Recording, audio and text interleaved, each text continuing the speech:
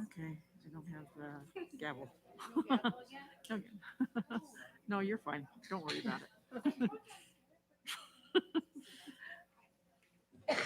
I call the meeting of the Sweetwater County School District Number One Board of Trustees to order. If you would stand and join me with the Pledge of Allegiance, please. I pledge allegiance to the flag of the United States of America and to the republic for which it stands, one nation, under God, indivisible, with liberty and justice for all.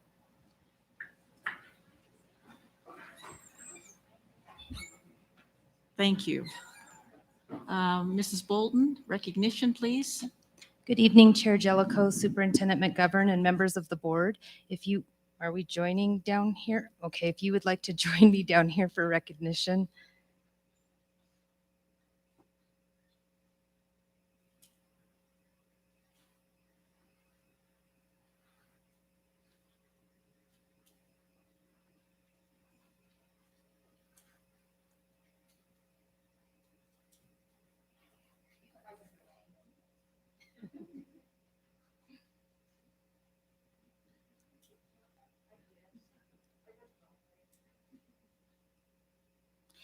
This evening, the Board of Trustees and Superintendent Kelly McGovern would like to recognize the following individuals. First, we'd like to recognize Kristen Kidd. Kristen was instrumental in helping to prepare Walnut Elementary for the start of school. She jumped in with both feet to help with the office. Her great attitude and willingness to take action and help parents and staff is remarkable. She is an example of how we all come together when called upon to make our buildings great places for students. We would like to recognize Miss Kristen Kidd. Is she here? She's not? Okay, we'll make sure she gets her certificate. The district's moving crew did an outstanding job over this past summer. They were on task and on point. Their efforts were invaluable to the success of the district's reorganization. With angst in the air, this crew moved curriculum and furniture. They disposed of broken, damaged, and outdated materials, furniture, and equipment, as well as sorted and inventoried the curriculum materials. Teachers were moved from familiar buildings and classrooms to their new surroundings. Anxiety-ridden staff returned from their summer vacations to find their materials were in place and ready for setup. The Herculean effort for this crew reflect great credit upon themselves and ultimately help the facility shine. We would like to recognize the members of the moving crew. I'm sorry, my throat just got. First, we'd like to recognize Spring Arndt.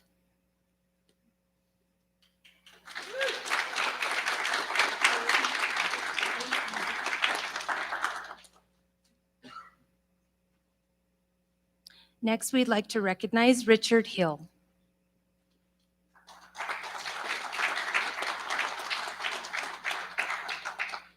Oh, okay, thank you.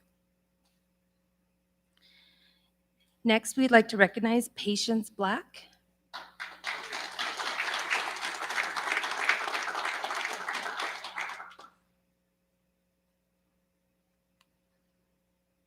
And here to receive the certificate for Rachel Pinkham is Mr. John Larson.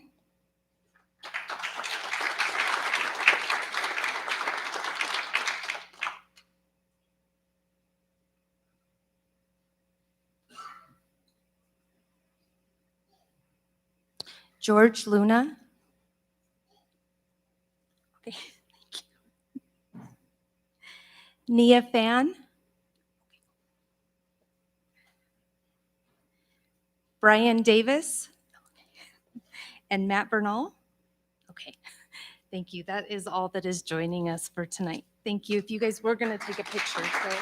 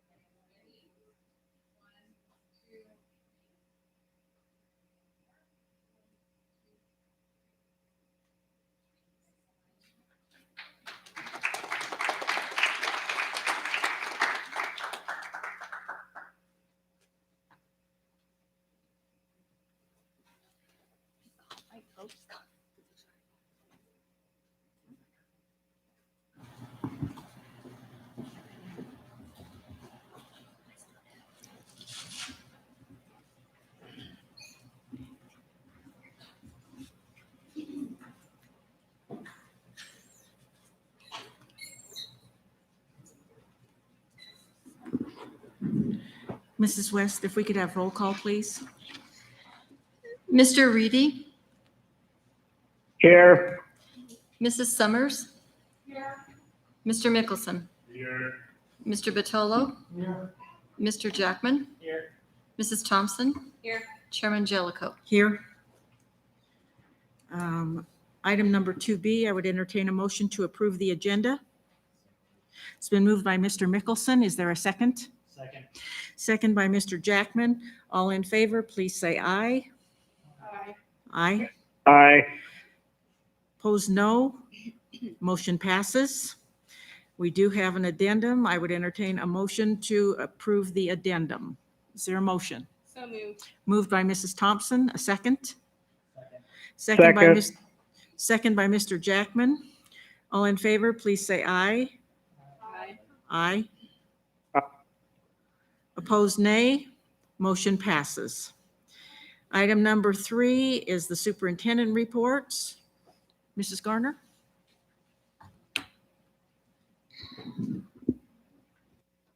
All right. Good evening, Chair Jellicoe and trustees. This evening, I am going to share the information on the recently released Wyoming Test of Proficiency in Progress, the YTOP data from the spring of 2021. Zach, if you could pull up my presentation. As always, in alignment with the strategic plan, Sweetwater number 1 is dedicated to providing a quality education for all students. In the attached PowerPoint, you will see the Sweetwater number 1 spring of 2021 results. If you'd go to the next slide there, Zach. And the state comparison for the percentage of students who are proficient and advanced. When looking at the current testing data, use caution. Know that student learning was interrupted in the spring of 2020 and may have affected learning in the last school year. The WDE Assessment and Accountability Department held a meeting last week, and they referred to this as disrupted data. They told us to use multiple data sources before making complete judgments about overall student learning. However, when I look at this data as my second year as the Chief Academic Officer, there are notable concerns.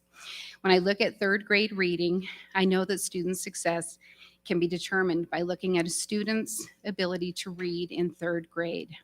Sixth grade has been consistently close to the state in their ELA scores. However, third grade math is above the state scores. Looking at our science scores, we know that science resources were adopted this past year, and now we know that we have materials that align to standards. We hope to see an immediate increase in these scores. If you're interested in how the schools and programs have done individually, you can look at the next few slides. We've included trend data over the last 3 years, where we've compared individual school scores along with district comparisons and state comparisons. As I look over the last 3 years, I'm concerned yet determined. What will we do in Sweetwater 1? We know that our focus has been to keep teachers in the classroom, and we will continue to do this to the best of our ability. We also know that we need to get good at what we do and with the materials that we have. We need to focus our professional learning work on student learning. Last week, we had a presenter from Solution Tree here, a principal from a very successful school, Adelaide Stevenson School in Chicago, in the outskirts of Chicago. And Rick DeFore, was the former principal and superintendent of that high school. And they have turned their scores around due to professional learning communities. He reminded our district that in our PLC work, learning has to remain the consistent focus. And so the ideas that he shared, I know that every school is taking his words into consideration as they look and plan for the year ahead. Unlike other years, these assessments will not be used for accountability purposes. Wyoming received a waiver from the federal accountability requirements, and the State Board of Education approved exceptions from the state accountability requirements, meaning no accountability determinations will be made for the 2021 school year, from the 2021 school year. This waiver speaks loudly to me and to the other leaders in our district. Looking at these scores, it makes me think that this needs to be a reset and a reminder of all the important things that schools provide every day. Aside from the learning that takes place in our classrooms, it's important to remember our social and emotional learning, the power of relationships, as well as keeping our students safe and out of crisis mode. These are things we can do to also support student learning. This is not to be thought of as excuses, but a reflection on the reality that districts are facing, both statewide and nationwide. When looking ahead at our plans for supporting our students this year, our plans include the following. We've established our PISA task force, which we've talked about several times over the last several months along with you.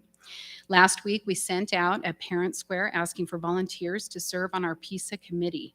We are thankful for the large number of parents, staff, community members, and even a student who volunteered to serve on our task force, which includes representation from across the district. We start tomorrow. We also will be focusing on school improvement planning. We're currently going through the state school improvement process established by the district. Although WDE is not requiring school improvement plans this year, but we are, because we need to keep our eye on the prize. We have to keep our focus. We were selected to be a part of the pilot school improvement process from WDE this fall, and our feedback from our project this fall will guide and inform the template that will be used throughout the state next year. We'll keep our focus on RTI and MTSS. It's crucial that we revisit the work that's done at every school involving student intervention models.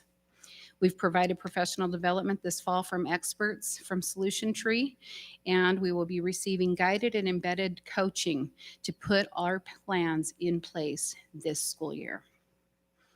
Our PLC time continues to be in place, but we want to strengthen the focus on learning at every grade level.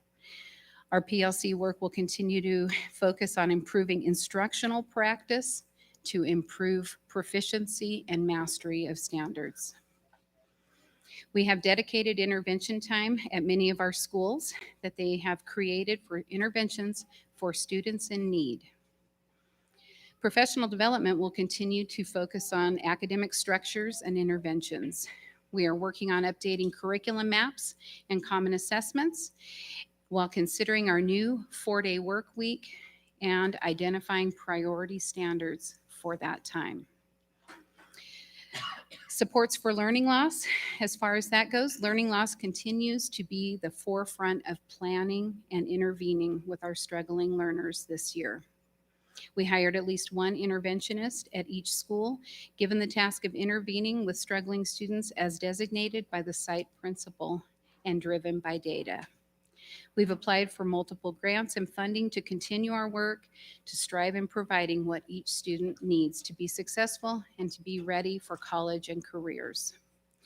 After school and Friday school, our schools are providing interventions and enrichments using grant funding to pay staff for these targeted groups of students. That last slide there, we're looking forward to our PISA work tomorrow, and again, appreciate the overwhelming response. We have a full committee, and we are super excited about the work that that team is going to tackle. Thank you for the opportunity to share, and I look forward to increased academic success for next fall. Any questions? Any questions? Comments? Thank you. Thank you. Item number 4 is an executive session for discussion of legal and personnel matters. Is there a motion to adjourn to executive session? This should not be a long one. but it does need to take place at this particular time. Is there a motion? Moved by Mrs. Summers. Is there a second? Second. Second by Mr. Jackman. All in favor, please say aye. Aye. Opposed, nay. Motion passes. We are in executive session, and again, it is for the purpose of legal and personnel matters.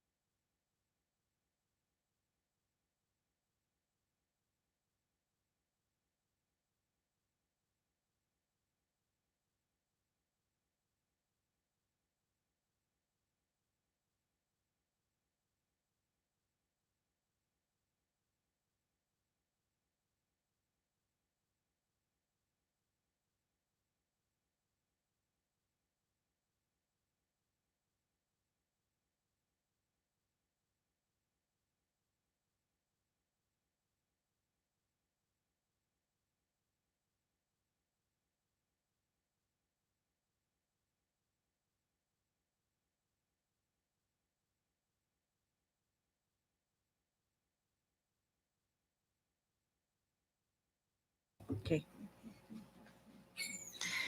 I'd entertain a motion to return from executive session. So moved. It's been moved. Is there a second? Okay, all in favor, please say, second by Andrea, Mrs. Summers. All in favor, please say aye. Aye. Opposed, nay. Motion passes. We are now back in regular session.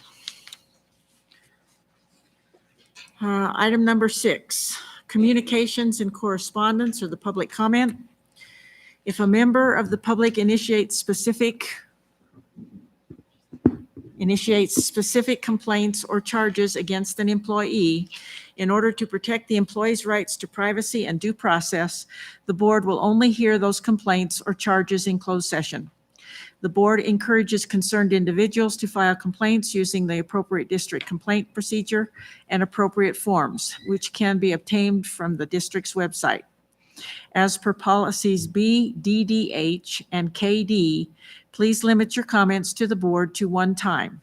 If your comments have been previously submitted in writing, please refrain from addressing the board a second time.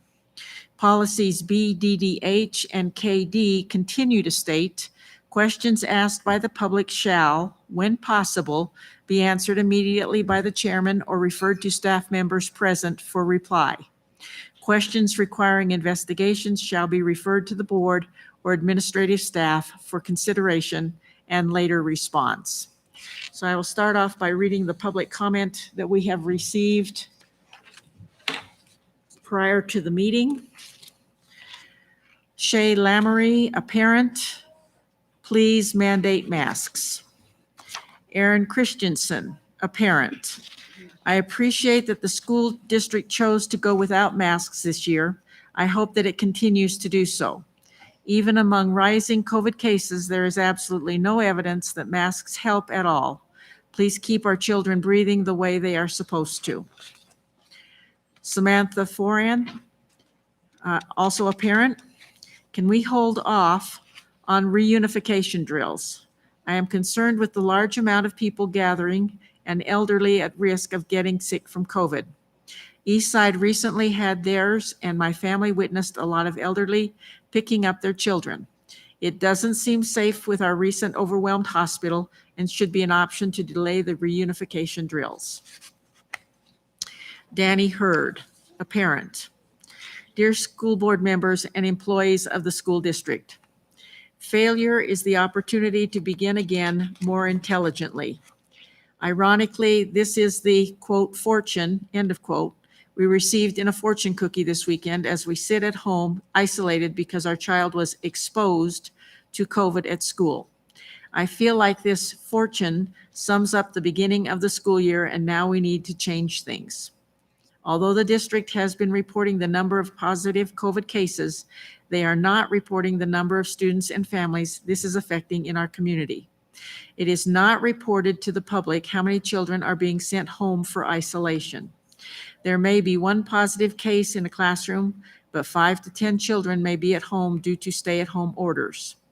Not to mention asymptomatic positive cases not tested that could potentially be spread that can't be counted. The definition of community we would like to use is, quote, a feeling of fellowship with others as a result of sharing common attitudes, interests, and goals, end of quote. Now we realize as a world we are very split as to our attitude regarding COVID, but let's leave the politics aside. We believe we all want our children to receive a great in-person education, and that is a common goal we can all agree on. The district's mission statement is as follows: to provide a quality education for all students. The district will accomplish this by making students our first priority, utilizing community partnerships, promoting professional excellence, being committed to excellence in education, providing a safe, orderly, and efficient environment of learning. Making students our first priority places the student as the pinnacle of all decisions. Everything from safety, health, class curriculum, extracurricular activities, etc., should not have interference from world news, politics, or social media. Ideologies of protecting oneself cannot interfere or come at the detriment of others. All decisions should only bear the betterment of the student. The district absolutely is not utilizing our community partnerships. We are bombarding our very small healthcare network, causing numerous issues within our town. Also, this hurts all other employers within our community as parents have to stay home with their young children for the 10-day quarantine. This leads to an ugly spiral from the top down when employers don't have workers, employees are not collecting paychecks, co-workers have added stress, and our children are forced to do online school when they didn't even have a choice in the matter. Our elementary age students don't have a choice as to whether this affects them. They can't be vaccinated, and even if they wear a mask to school, the current policy doesn't prevent isolation unless all parties are masked. Currently, the district is not providing a safe, orderly, and efficient environment for learning. The masks worked last year as we were able to have in-person school the entire year. This is something Rock Springs should be proud of. The current policy makes it very difficult to avoid any type of quarantines if our children are exposed, and we are afraid this will become a revolving problem for everyone. Last year's policy, when all parties were masked and there was a COVID plus student, only that student had to quarantine, worked well, and limited unnecessary time away from school for others. This made the school environment much safer and efficient. Also, our healthcare network had much less stress on it last year than it does now. Any more lives lost due to this virus are not worth it, bottom line. As anyone can read in the news, many districts and states have mandated masks in school again this year, and it is working for them to keep children in school. Not having masks isn't working for us. We appreciate all that you do for our community and our children. Please consider a mask mandate, hopefully not forever, but at least to get us over this wave. Let's learn from our failures and move forward intelligently by keeping the student as the priority and doing what is best for the greater good. Thank you. Sincerely, Jason and Danny Hurd. Marty Albert, staff. Last Thursday, on the 14th day of school, after several quarantines, other illnesses, and funerals to attend, I finally had all of my students in class. I can't begin to express how wonderful it was to have my whole class together. The kids laughed at my teacher happy dance. I'm hopeful we will do everything we can to keep our students safe and in school. Gary Pedri, community member. My name is Gary Pedri. I am a pharmacist and healthcare provider in Rock Springs. It is my goal and duty to help people stay healthy and also to help them if they are sick. I would like to please ask the school board members to please consider requiring teachers and students to mask while indoors. It is an act of love.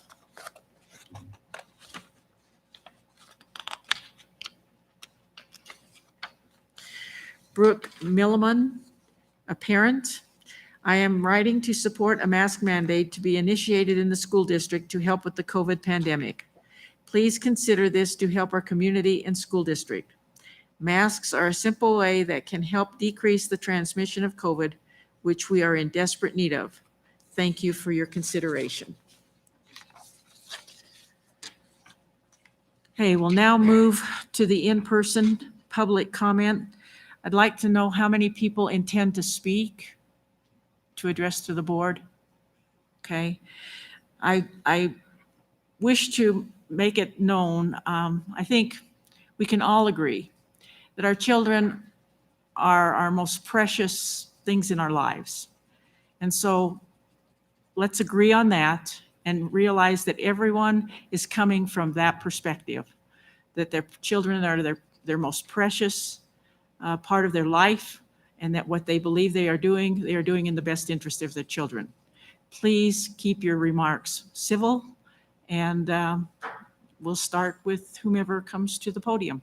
Please state your name, and if you represent an organization, please tell us what that is.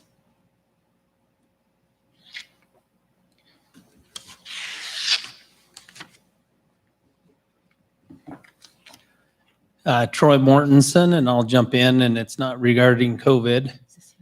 I wanted to take a minute to inform. I'm with System Tech, and I'm here to inform the citizens and the school board members about what's going on over at the Satellite High School. Excuse me. I believe that we've been advised that this is in litigation. Actually, no, not in litigation yet, but soon to happen, but with the general contractor, not the school district.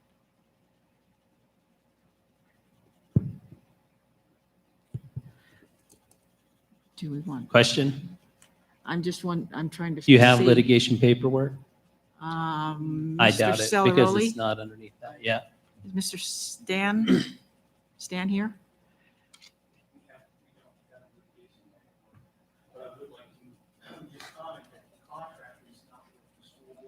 Correct. Yeah, correct. Okay. Yeah, this is informational in regards to the Satellite High School, not in regards to litigation against the school district. Okay. Basically to inform the school district board members in regards to a lot of the stuff that's going on over at the Satellite High School, and hopefully to encourage the school district to assign a board member to the task force that is needed over at the Satellite High School. Most of the people here probably are aware that the high school did not open on time this year. And due to the fact, and I'll just basically state facts, due to the fact that there has been a huge lack of communications on this project. System Tech is a corporation that does work primarily for school districts all the way from Forks, Washington on down to Texas. We have 140 employees.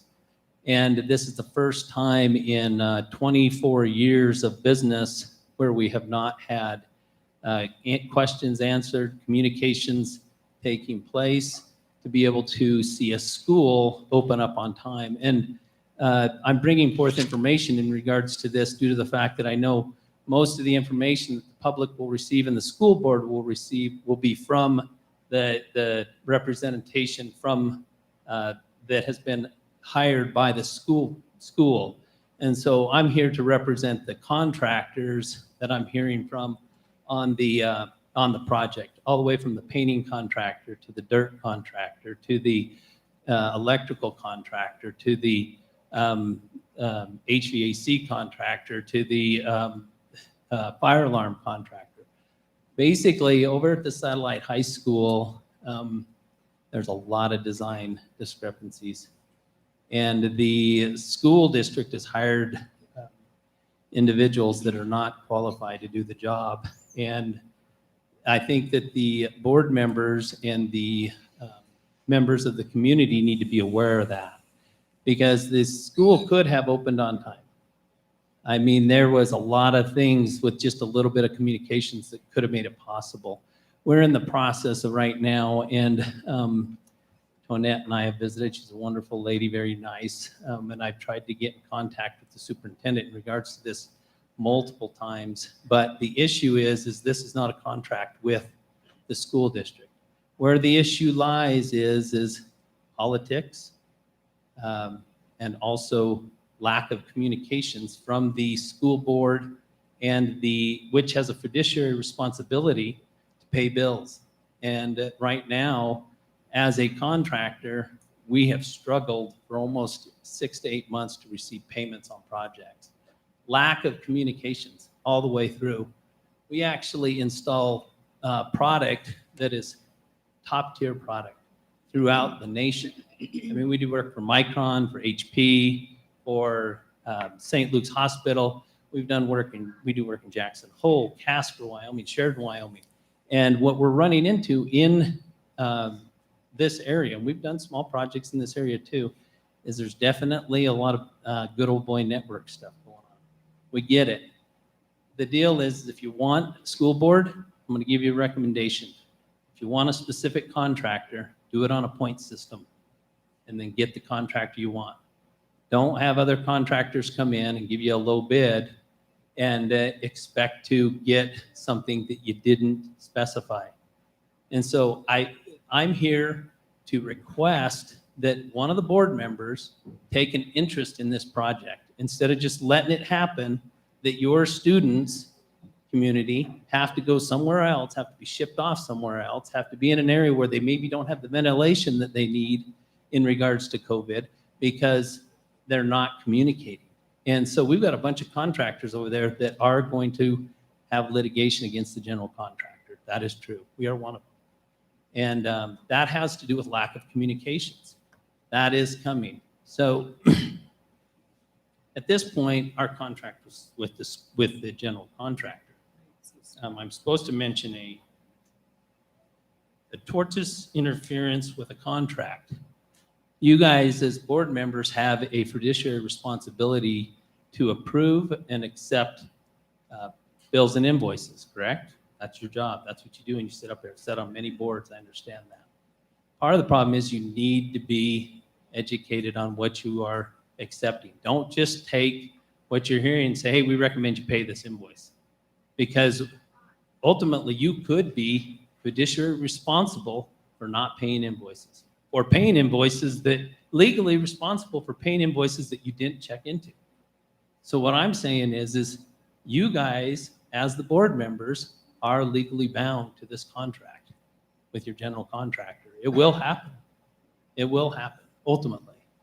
And so I'm giving you the information up front because there's been some data back and forth with the general contractor, but no contractor on this project has had the regular meetings that normally happen with a general contractor and the subcontractors. It just doesn't happen on this project.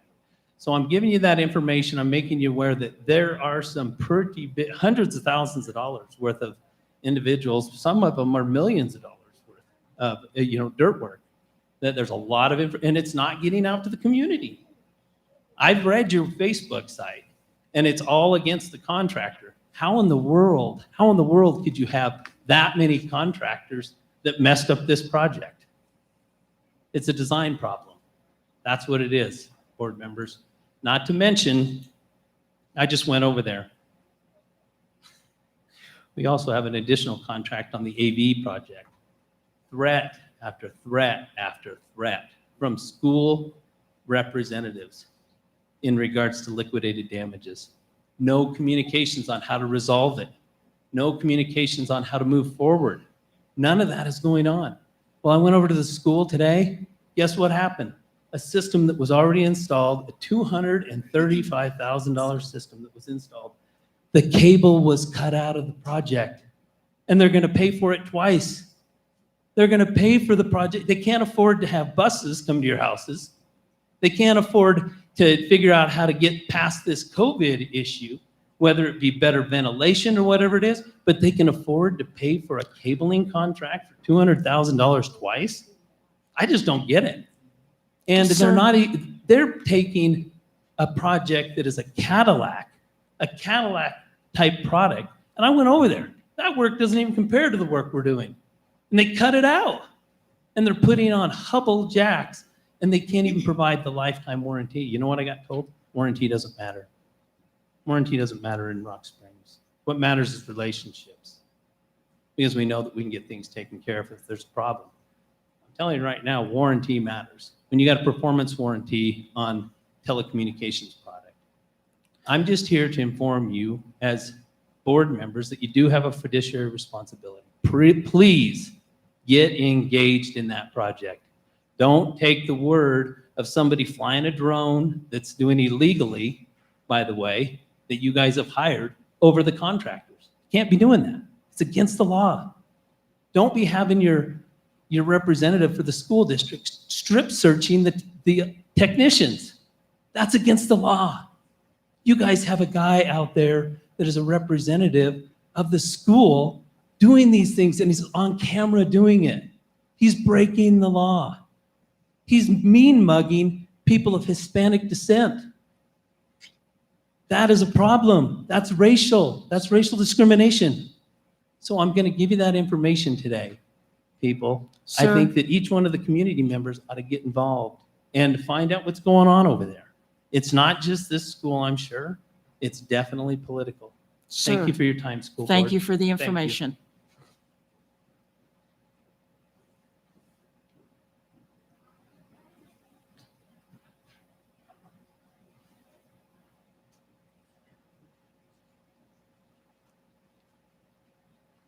Hi, I'm Casey Healy, and I live in Skyline Trailer Park.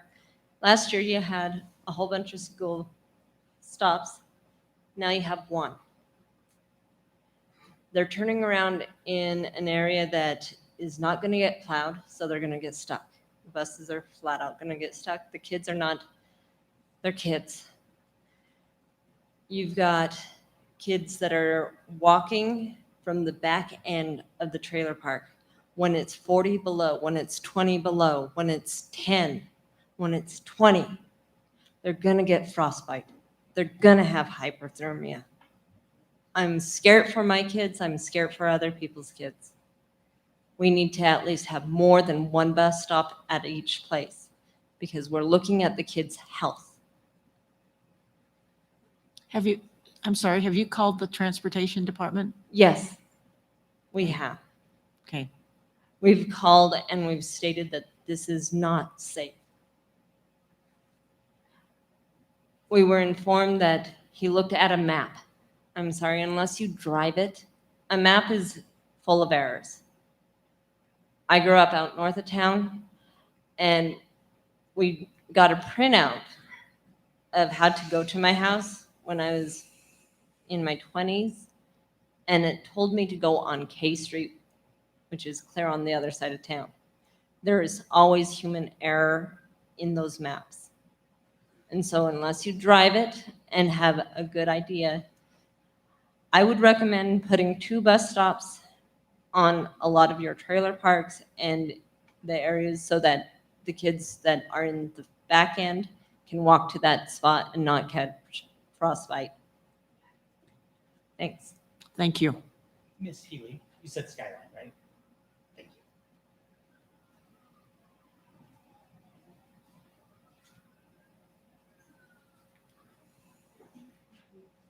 I'm Nate Woolman. I want to make a comment about, I understand that a lot of parents are upset about mask mandate with it not being enforced as of yet. And I just want to continue to state that I would request that the school district maintain their current track as far as not having the masks in the school.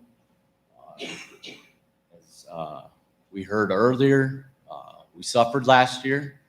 That was with masks. Our kids are still suffering regardless of whether they're wearing a mask or they're not.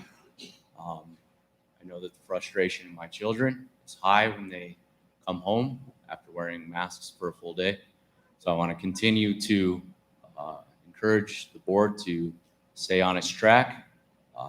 Sweetwater County is at 80% negative COVID test rates. Everybody can whine and complain about the high COVID tests, but the fact that there's 80% of them coming back negative it's a big deal. We're getting close to a herd immunity, and that's a great thing, especially for children. Our children are healthy. They're making it. They're not getting sick. We had 0 kids in the state of Wyoming between 5 and 17 die from COVID. It's a big deal. There were 354 children nationally that died from COVID last year. When you consider that there's 14.9 million children between the age of 5 and 17, it's a pretty low number. And if you guys are actually concerned about your children's well-being, their mental well-being sticks with them for a very long time. The fact that they're not suffering to the point of death with COVID, we need to consider that we continue down the path that we're going so that our kids do not have severe mental issues as we go. Because we're on our 3rd variant already. just found out the MU variant. We are going to have to make a decision. Are we going to continue to try to push forward, or are we going to get scared by every single variant that comes and not allow our immune systems to do what they are programmed to do? We have developed amazing immune systems over the years. And we can continue to do that through this. If we're just talking about the welfare of our children, this is not affecting them. We have the opportunity, I just saw came out today that we're going to be offering a vaccination station at the schools, I guess, whatever. Our teachers and our staff members, should they want that, they have the ability to do that. It's part of the job. So I really want to encourage the school board to continue on this track and consider the actual numbers, because when you look at it, it is science, because science has numbers. And if you look at the numbers, even provided by the CDC, kids are not being affected by this. School-age children are not being affected. They may catch it, and they may be out for a little bit, but you know what? They can have mental issues. They can go through all the drama. Yeah, I understand it stinks when you got to sit at home with your child because they're out on COVID. Take that as a blessing. You don't always have your children around. They grow up and they move out. So don't, instead of complaining about an extra 2 days that you got to sit with your child while you get a test back, enjoy that. It's an opportunity to bond with your child and to possibly even improve these numbers that we're struggling with. So that's all I have to say. Thank you. Thank you. Further public comment?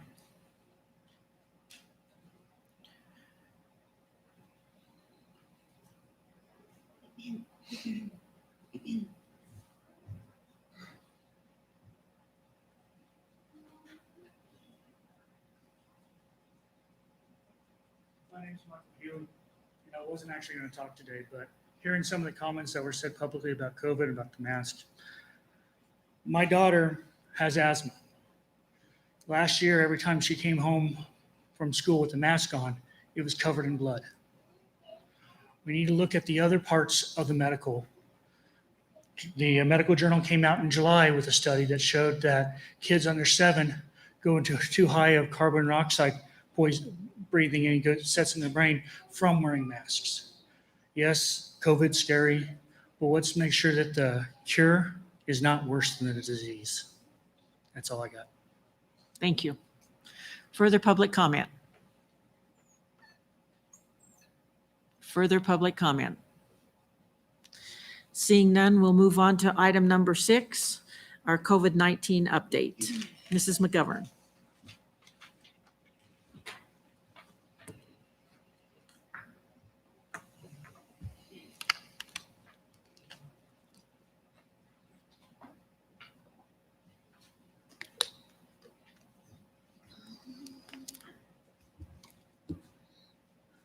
Good evening, Chair Jellicoe, fellow trustees, and members of our community.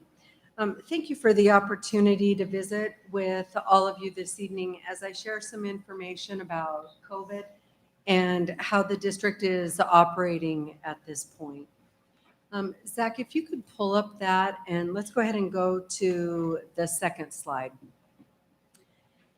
On this slide right here, I just want to share a little bit about the chain of communication, about how things come forward when our nurses provide that information, and then how that moves forward into the parent squares that go out to our community. This chart right here talks about the known, and I stress that, the known positive cases that come our way through our school nurses. The dates for this, and I want to highlight this because on a couple of the other charts, the dates are a little bit different, and I want to talk to you about where those numbers come from so you can see the difference. These right here actually go from the very first day of school, and then they went through last Thursday. So as accurate, I just don't have today in there because of the timing for the board meeting. These are the cases that we know about that are the confirmed positives. And as you can see, when you take a look at the chart, we've put the total number of students over on the right-hand side, and then how many students and how many staff members that our school nurses know about that are positive cases. So we can only report what comes to the attention of our nurses, that we receive the information from the state or from the parents. So we are transparent. We report out the information that we receive. Over on the right-hand side, what we have is what that percentage looks like according to the school. So just walking through just a couple of them. So for example, for East Side Elementary, we have 3 students that was reported, and that turns out to be 0.57%. When you go down through the other numbers on the schools, some of our schools are smaller, and so the percentage is going to be greater depending upon how many known cases that we have. For example, take a look at North Park going through. They only have 199 kids, which seems very small compared to Rock Springs High School, which has 1463. So their percentage is calculated over on the side. And so it was very important for us to be able to provide those stats about what it looks like according to the school and for the staff. If you take a look at the bottom, it gives the total for that week. So when we shared that out, it was for September 6th through September 9th. And there was a total of 66. 55 were kids, 11 were staff. Now, what is going to change every time we do a parent square that comes out is the number of students in the district fluctuates a little bit. And typically what we see over the years is we start with a higher number, and then Sweetwater 1 over, if you look at trend data over the last 30 years, it will slowly go down a little bit throughout the course of the year. So we always try to put that accurate number of students on the day that we do the parent square that goes out.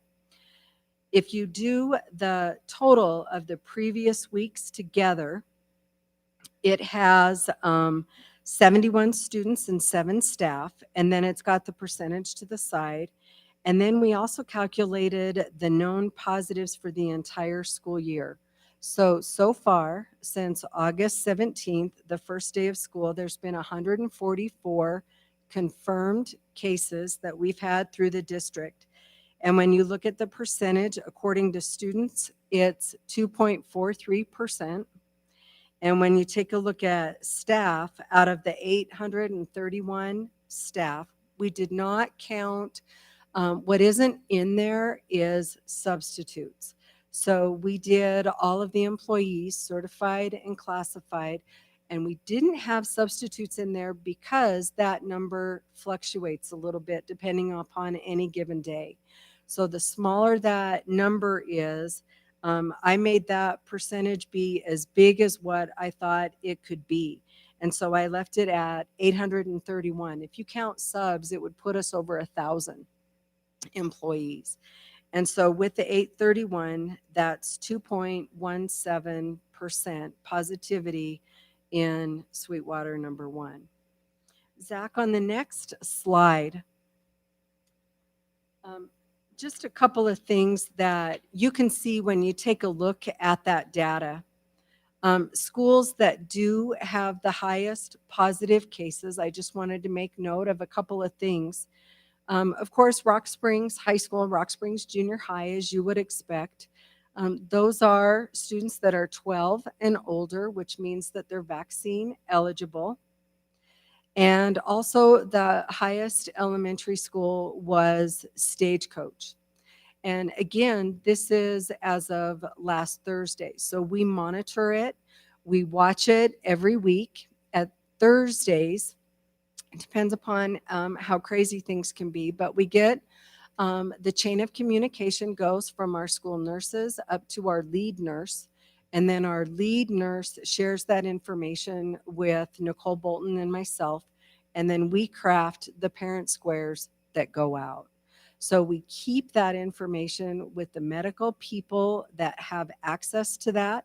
We don't share names of staff or students, as that is privileged information. A couple of things about the number of cases that I thought was worth noting. There's some similarities, but there's also some differences. And so when we take a look at the context of this whole situation that we're living through, it's our third school year that we've had to work through the pandemic. And so every single year, the footing on COVID constantly changes. It always changes. So to be able to compare this to this to this, it's very difficult to do. And when I get to the quarantine data, that is almost impossible. But with the positive COVID cases, that is a common denominator that we have based on the information that we receive. If you take a look at the number of cases that we have with the 66 that we had from September 6th through the 9th, it's similar to the number that we had back in November of last year in 2020. So I remember about that time when I go back and I look at the 28 health orders that we had, it changed 28 times on what the schools were allowed to do, what we couldn't do. It was similar to that week. Now, what was different about that time, so I'm referring to the number of cases, but what's different is that at that time, the district was operating under a state health order that came from the state health officer, and that it mandated masks for students and staff. So we had a similar number of positive cases compared to November 23rd of last year. A couple of other things when we take a look at the numbers, I broke that out and compared what does it look like compared to elementary? What do we see with positive numbers compared to secondary?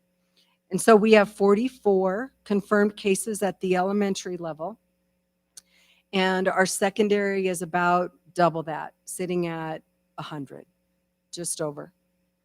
When I calculated those numbers, I, of course, put Head Start in the elementary because that's our little guys from 3 to 5. And then I went ahead, Farson is K-12, but I went ahead and I put it in the secondary numbers, just because usually you will get higher numbers as the data is showing you with the secondary. What this does right here for these COVID numbers, and we watch those very closely, is it provides baseline data for us to take a look at. And I don't say that lightly, but we have been watching what those numbers have done again from March, from a couple school years ago up until what we do right now. And so if you monitor that, last week when we did that, the number of our cases went down slightly, but last week it increased. So what we have right now on those positive cases, and you'll also see it with quarantines, is it's good baseline data to keep an eye on and watch, because to try to analyze the quarantine data, it is like a puzzle piece to put together, and I'll walk you through that in just a minute. Zach, on the next slide, I'm going to go ahead and go into the quarantine data, and a couple of things that I would like to say is you'll notice up at the top of it where I call it estimated quarantine data. And truly, to our Board of Education and also our community, that is really what that is. Because when you look through and you try to find the common way to track that, it's very difficult to do. And the reason for that is when we started the school year on August 17th, people were coming in from vacations, county fairs. There was events that were happening outside of the school. And so September 1st was the 10th day of school. And that typically is the length of a quarantine. Sometimes it's 10 days, sometimes it's 14, other times it's 7 days. It just depends. If you're vaccinated, then you're not quarantined. So that was one of the reasons why we started to take a look at the quarantine data. Before September 1st, it is extremely difficult because you're not able to tell, and it's still hard to be able to tell just how much is school transmission or how much is from events that happen outside of the school. Are they touching a doorknob? Where are they touching the doorknob that they are susceptible to that? It's very difficult to be able to determine. So what I did actually was I started with September 1st, and I went through and counted by hand. I went through each one of the nurses' information that they share with the school secretaries for attendance. And again, no names are submitted on here at all.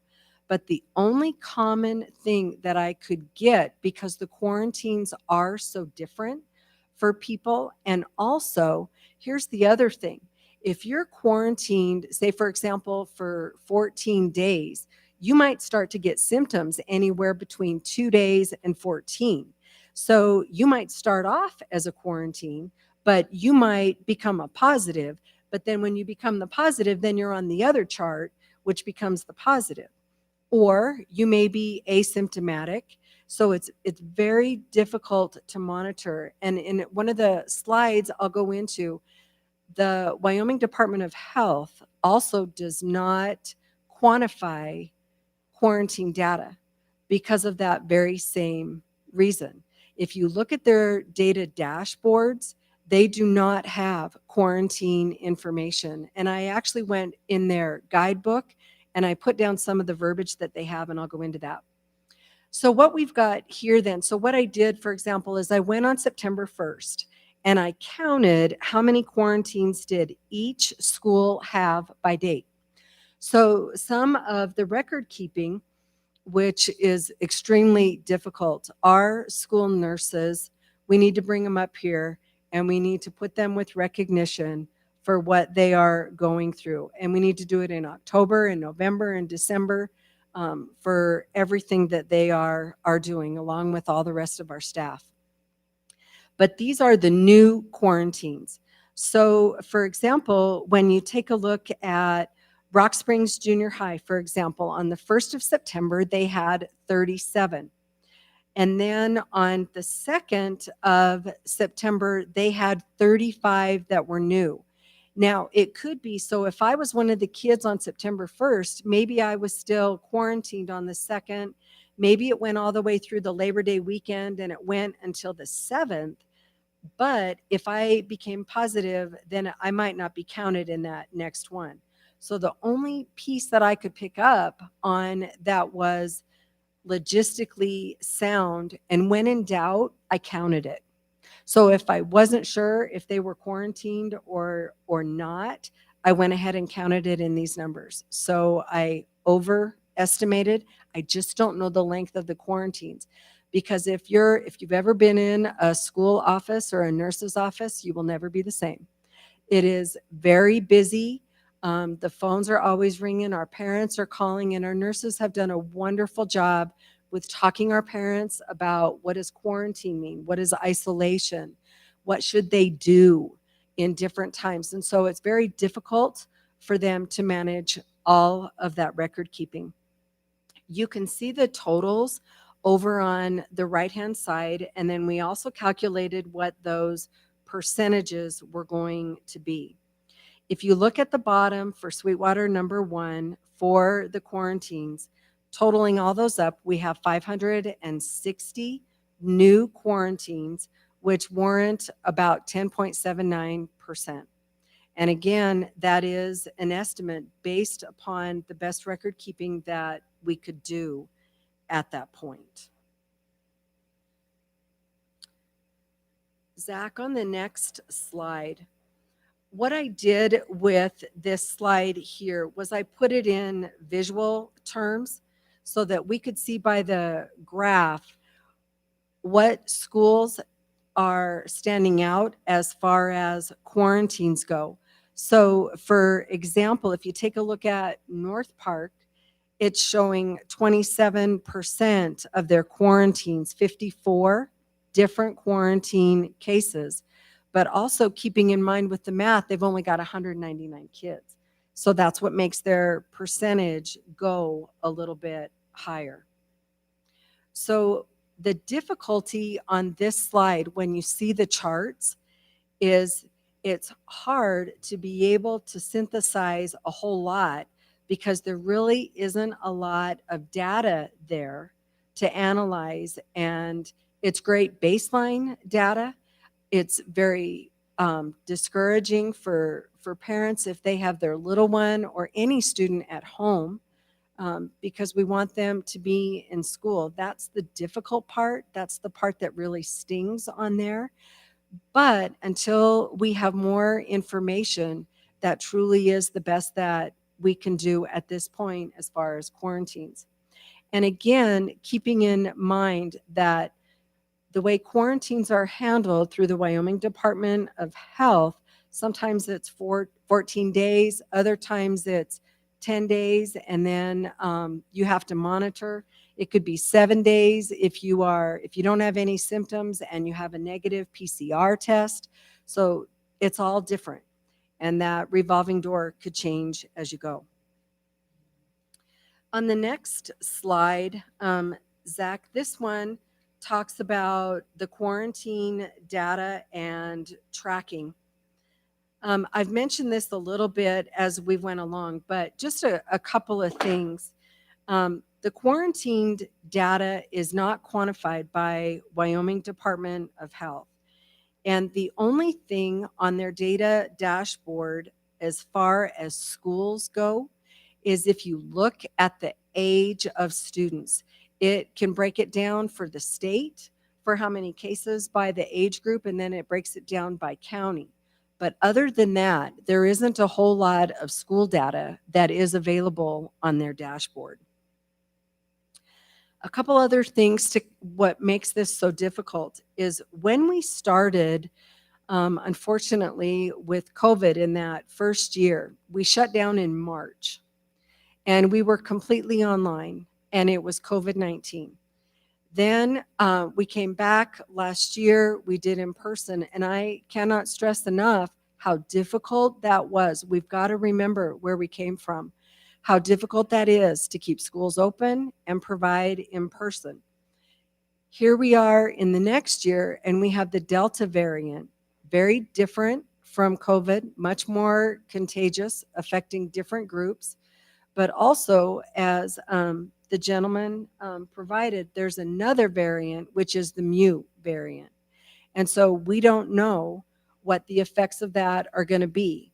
If we had more data, if we were able to say this is exactly what the variant was going to do, what is Mu going to do, we could make the decisions that would be able to be preventative even more than what we are doing. Although we have an excellent plan that was put in place last year, and we're continuing that. A couple of things about the process for quarantines that I want to make sure that I say. There's a difference between how contact tracing is handled just between last year and this year. So you have different variants. You have schools that were shut down. Now they're in person with masks. Now they're just in person. Last year, contact tracing took place at the state level, the county level, and then as well with our school nurses. This year, contact tracing has been taken over completely by the state. The state handles all of that. And it wasn't until, I believe, perhaps a week ago where the local county health officer has one additional person helping with school contact tracing. So the authority and the level of responsibility has shifted to the state. The second part on this slide talks about, I've mentioned about when you're out on quarantine and you're a close contact and then you become a positive case. Here's some of the other things.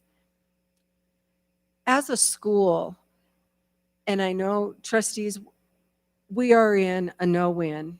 And our Board of Education, this is probably one of the most difficult things I think that we've ever faced because it involves health and safety of our students. The difficult part of it is the politics that surround it, which should have no bearing inside of the school walls. Here they do.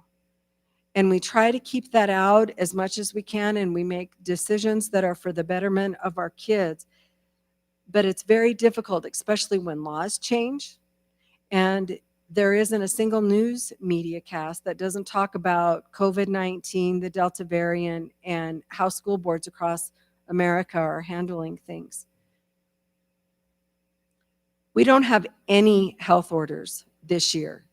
I cannot stress that enough whatsoever. And I think that's why school boards, as we know, are getting the pressure of being put in a place to make decisions that medical authorities, quite frankly, should be doing. A couple of the other things as far as Wyoming Department of Health, on their dashboard, they call it symptom onset data. And it will tell you in their legend, it will say that the date after a full investigation of a case, it takes time for investigations to complete. So they are very open and they acknowledge that. And that their dashboard will not show all of the current cases that are reported. So even at the state level, they're trying to report the best information that they can, but they are acknowledging here how difficult that is for contact tracing, because it goes off of the investigation that the individual person provides to the state. On the next slide, Zach, a couple of things to keep in mind. And we mentioned about boards being put in difficult positions. We have some that are for a mask mandate, some that are not. One thing that we talked about, good baseline data, but we also know that tomorrow morning we have a conference call with Dr. Harris, the state epidemiologist, our state health officer, where we can gather some more information. And I think also being very open on the board agenda, it is a COVID-19 update. It doesn't say anything about a mask mandate for the board. Now, the pleasure of the board can do as they so choose, of course. But if that was the case, I'm sure our boardroom would be very full for this evening. A couple of things on this slide, some things that we have emphasized over and over.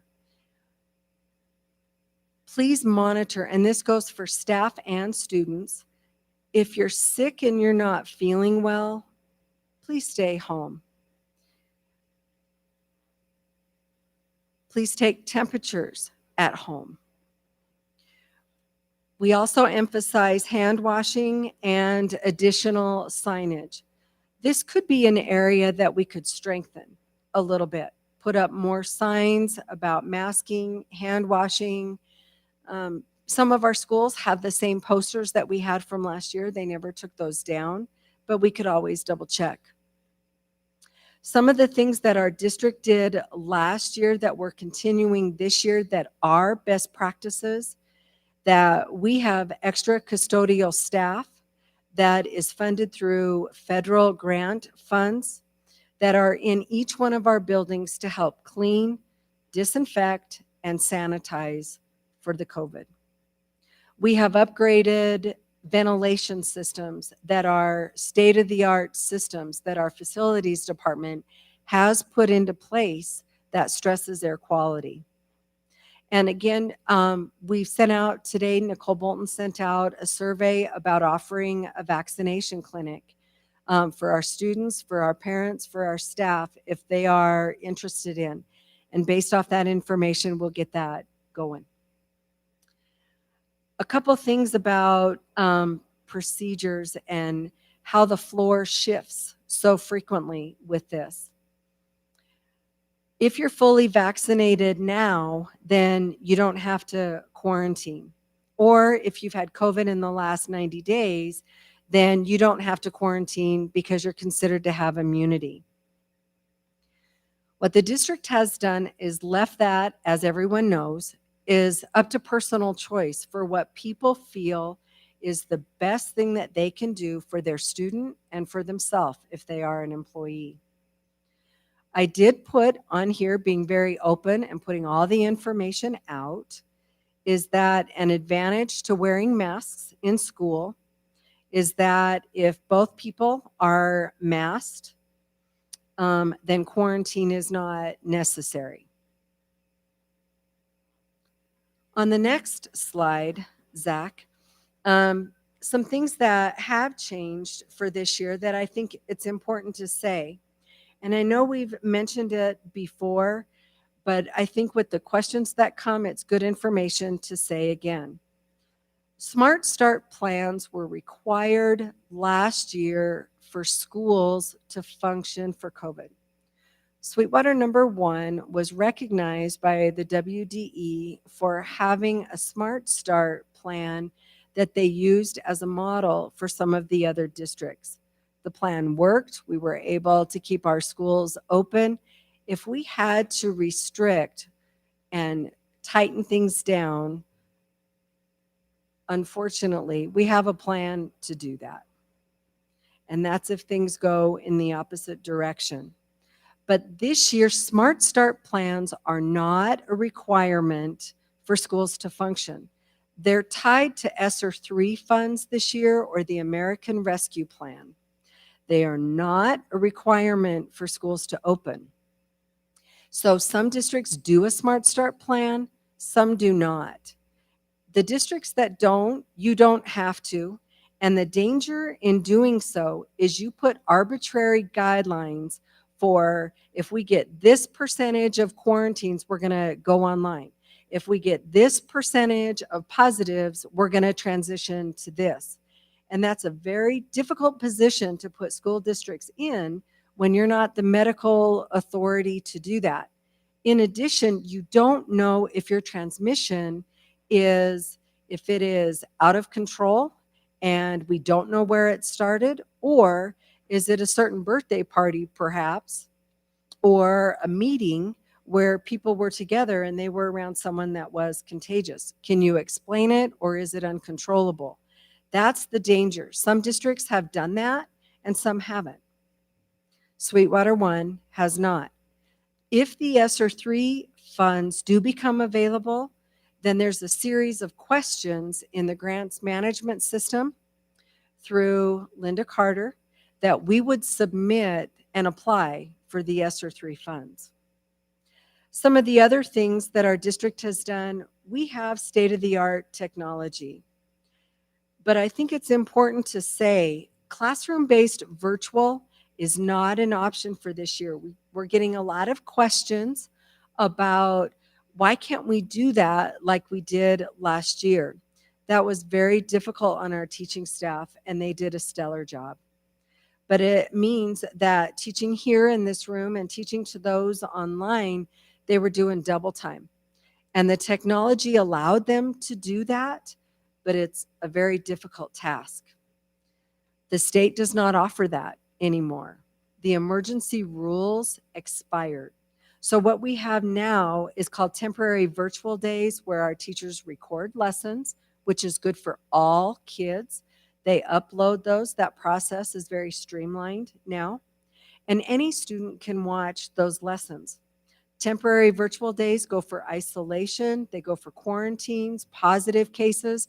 And I hate to say it, I don't even want to say it, but if we ever had a snow day, which we did last year in September, you can flip the district online and you don't have to make up snow days anymore because we have the technology to do something different, which we would.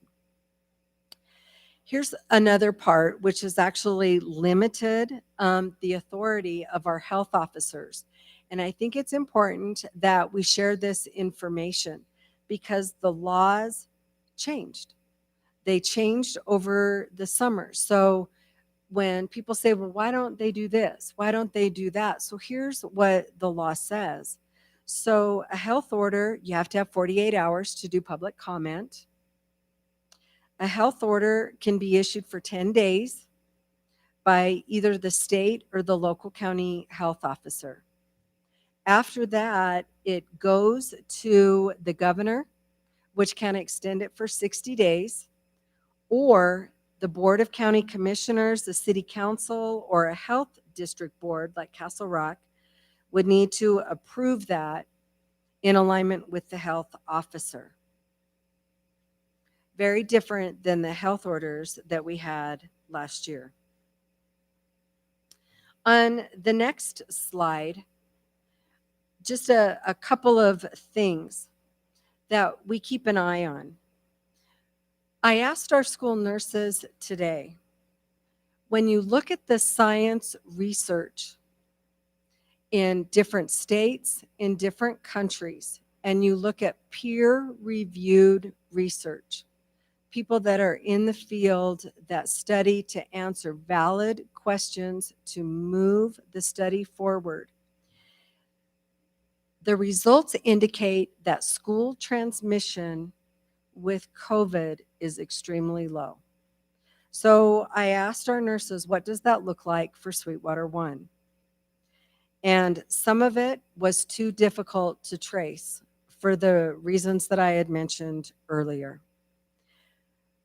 So far, they could say that there are 12 positives that we've had over the course of 7 schools, that were 9 students and 3 staff that came from a close contact. So 12 out of the total that we've had so far would be from close contacts that they can pinpoint, fairly certain that was school transmission. On this slide right here, a couple of things that I think is really important. So we get the color-coded metrics that come out from the Wyoming Department of Health. Every couple of weeks, we get those. The last one came through on, I believe it was September 8th. We watched those. The caution that I have, and I think all data is good to analyze and take a look at, but last year in those 28 versions of health orders that we had, our Sweetwater County metrics, they were red throughout the entire 2021 school year. There was very few that had our county as orange. And I believe it was April 14th, 2020, we had one, I believe, that was light green in one of the categories. So last year with the procedures that we had in place, we still had not so good color coding for Sweetwater County. So what do we do with all of this? Where do we go? What are other districts doing? So some of the things that we look at that we've talked about before is making sure that our district systems are operating well and that they are stable. So we want to have healthy kids, healthy students, not just physically, of course, but emotionally. And you can see it in our student achievement data. I mean, it is a complete reset. It's almost back to 17, 18 on the scores. I mean, when people are in trauma and our students are no different, one of the first things that goes is their hearing. And so we're trying to get them to learn, and they're listening to things on the TV, and they are great temperature checks because they gauge everything. The other thing is I think we need to keep an eye on the reasons why our students and staff are being out, particularly for all of them. But as far as our staff go, we watch the positive number of cases that we've had with our staff. Are they because of daycare needs in the community? So mom and dad might be healthy, but the daycare might be shut down for a couple of days. And we've had that on a few of them because they need to be home for those reasons. But we keep an eye on it. And we need to make sure, and this is not just for certified, but also for classified, that we are able to function. And I will say last year, there was a lot of comments that were, Kelly, make the recommendation to shut down our schools. We need to go online. We need to go online. And so one of the things that we did is here at the CAB, if you had a teaching certificate, you went to a building and you subbed. And that's what we did, because we had to show that we would do so much to keep our schools open and do what's best for our staff and for our kids, recognizing that there may be a point where we can't function, where the substitute levels are not adequate. But we keep an eye on it. The facilities are clean with the extra staffing that we use with our federal grants and the ventilation systems.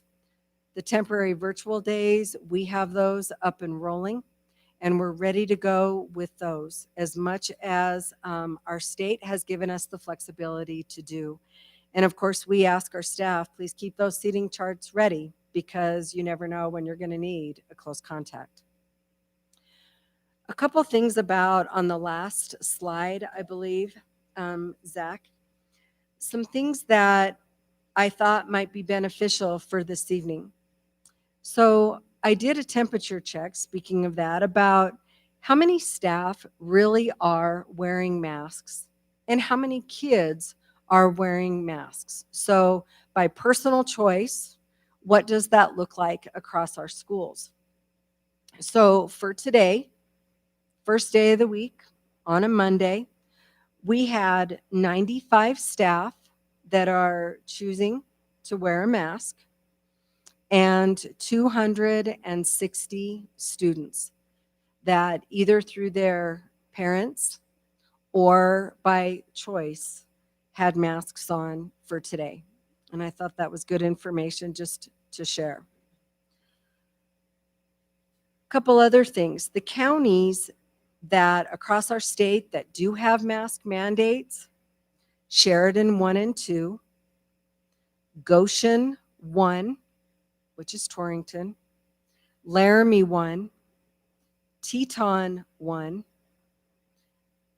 Fremont 21, 14, and 38, and I believe Albany County for select grades. So those are the districts so far that have put mask mandates into place. And some last things on this slide. I think it's really important to always remember the road that we've traveled, and we're seeing it in our student achievement data, in the emotional for our kids, the effects of being in school versus online. But the district has done some great things. We have a virtual school that is up and running, moving forward. We've got that ready to go. We've hired intervention staff through our grant funds to help support this. But also knowing the next steps, perhaps increase signage in our schools. We've talked about the vaccination clinic. Also, what's been out on the media is monitoring FDA approval of vaccines for those that are under 12. So last year, we were wondering about vaccines for our staff, for our teachers, for our adults. So here we are a year later now, we're considering that we're in a different spot for our kids. I talked about the meeting tomorrow morning with Dr. Harris, and that is not a meeting of our board. That is a meeting held by the state health officer. That is her meeting with all districts invited for that. Any special board meetings that the trustees would like to have, we could call those. And again, we talk about following the science, and I talked a little bit about what the science is saying. And so with that, trustees, I welcome any questions or comments that you might have for me. Questions or comments?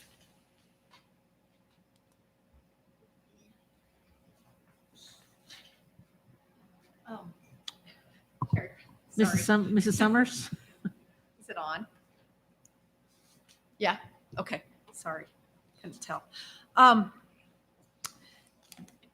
Do we have a threshold for if we have to move to virtual school. For example, if our percentage of positive cases in a school reaches so many, do we have a threshold that's set, or quarantine numbers reach so many? Have we set that for the district? Madam Chair? Mrs. McGovern. Summers? Mhm. Thank you for the question. The district does not, and that is because of, one, no state health orders in place. Second, the decisions that we would make would be arbitrary. But also, I think it depends upon the items that I mentioned. Can the district function? Is the staff healthy? Is our teachers in class, are they able to teach the students that we have? Do we have nutrition services staff, bus drivers to get kids to school? You know, it's not solely in the classroom, very important, but we also have a lot of the other areas as well. And also considering, is it an uncontrollable transmission? Or do we know that it's stemming from a certain area? So that's the long answer. Short answer is no, we do not. Thank you. Further questions or comments? Mr. Jackman? Thank you, Madam Chair. Superintendent McGovern, do you find what we've given you so far, what you need to keep operating as far as direction? Do you need more? Do you need less? Is that good for you? Sure. Madam Chair? Mrs. McGovern? Mr. Jackman, I think the district at this point is doing everything that we can to provide in-person learning and keep students and staff as safe as possible, especially with the option for our staff to put masks on if they choose or if they do not.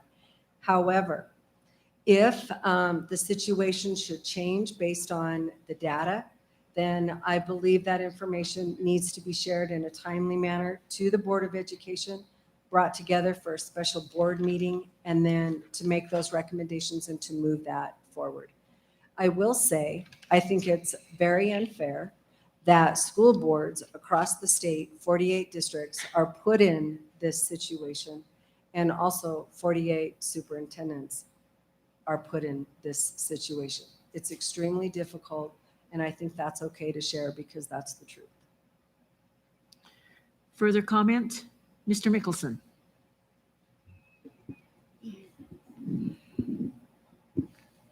Madam Chair, thank you.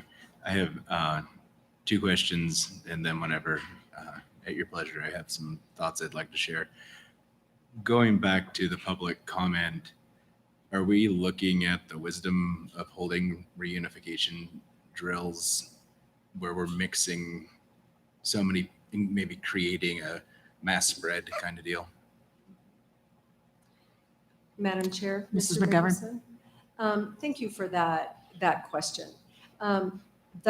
Because there are no health orders and we know that transmission rates in school are very low, the reunification drills, I would not recommend holding those to the side. And the reason why I say that is because we don't want any of our parents or their emergency contacts to be put in a difficult situation. However, in a reunification, if the emergency contact is compromised in some way, they can get in touch with the school and then the student isn't reunified. So what would happen is the student would remain with their classroom teacher, but then they would stay within the custody of the classroom teacher and then head on back to the school and then ride their bus home in the same manner that they do every day. If we have in-person school, and we saw this last year, we saw it a lot, it's very difficult to remember what life was like before COVID. I mean, it's truly taken over so much of who we are and how we act. But if we're going to have in-person school, we need to be able to do some of the things that provide a sense of normalcy for that. And so I would say no if there wasn't a plan for our parents so that if they felt in a difficult situation, that we would be able to do it.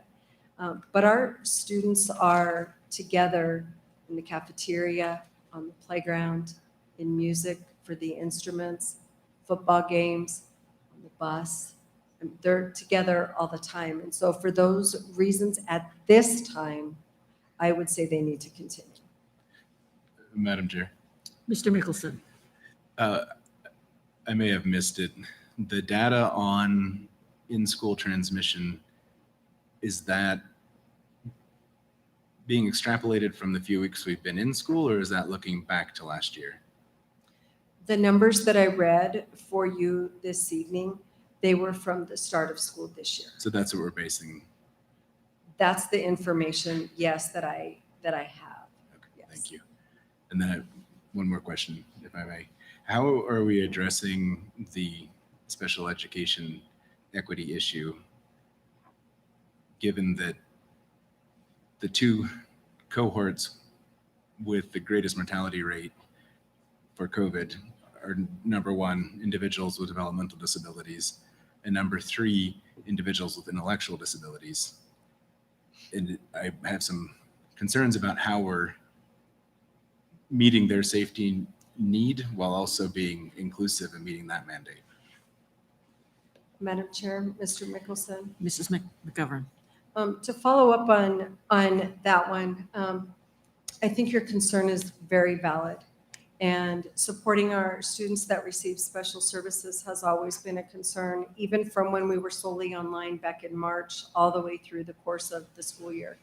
Federal law has been very clear in districts throughout the pandemic that those students need to receive instruction as indicated on their IEP plans. One of the advantages that we have for us this year is we could move a student to a temporary virtual day if they are medically fragile. And also, I would recommend reconvening the IEP team to put a healthcare plan in place and also put additional accommodations. So if we have a student that needs more, then we have a 504 process that we can do for our students, so we don't put them in harm's way, or also reconvene that team and put those supportive measures into place. And we do have a couple of students already, just a couple that I've worked with last week to take those measures to make sure. Some of them are physical and others are, there's a lot that goes along with our kids on the emotional side as well. Further comments or questions? Madam Chair, I have a couple more questions. Mrs. Summers.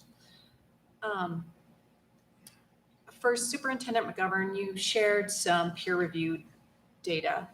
And I just wanted to know if, and if you don't know this, this is okay, but is that transmission data from schools that had masks in place, mask mandates in place, are we looking at that transmission data?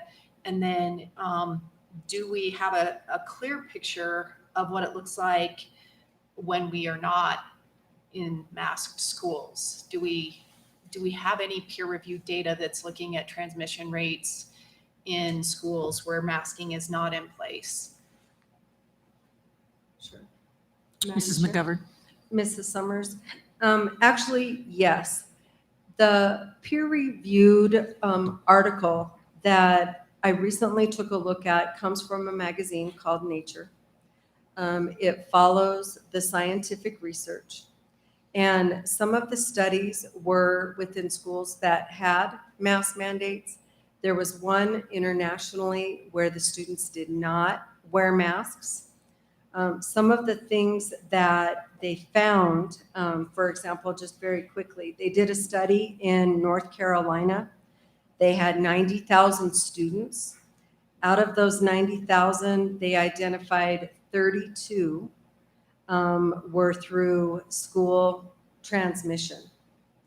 There were 900 cases that were positive, and only 32 of the 900 were school transmission, 90,000 students. Similar situation in Wisconsin, a district of 20,000 students.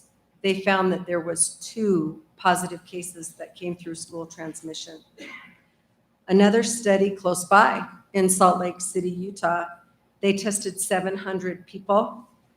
There were 12 that came positive, and 5 of those 12 were school transmissions. And I have some other data, but this study is from July of this year, so it's just a couple months old is all. And those schools were masked or unmasked? Some were masked and some were not, Mrs. Summers. A couple of the studies, one of them I believe was in Singapore, and that one was not masked. But I do not have the data for Singapore on my fingertips. I apologize. Okay, thank you. I have a couple more questions. Continue. So one of my questions comes from the quarantine orders. And with the current quarantine order, the 2 people in close contact both would have to be masked, or even, if one child is masked, or the one that does not have COVID is masked, then they would still have to quarantine. So my question, I guess, comes from, how will the district handle requests? Are we getting requests for masked students to be seated away from unmasked students? And how are we handling those? And can we accommodate all of those kinds of requests if there are parents who wish to, I guess, avoid having their masked students go into quarantine because they're in close contact with an unmasked student? Mrs. McGovern. Thank you. Mrs. Summers, a lot of times in the classroom, well, first let me say, the quarantine orders, the directions for those come from the Wyoming Department of Health. And so a lot of times in classrooms, when our students are in desks, they are 3 feet apart. So in the classroom, and those are in a classroom where you typically have 27 students in a class. In your outlying schools, they might not have 27 kids in a class. So their maximum may be 17, maybe 18. Other outlying schools may have 5 students in a class. So it makes that distancing very easy and very doable.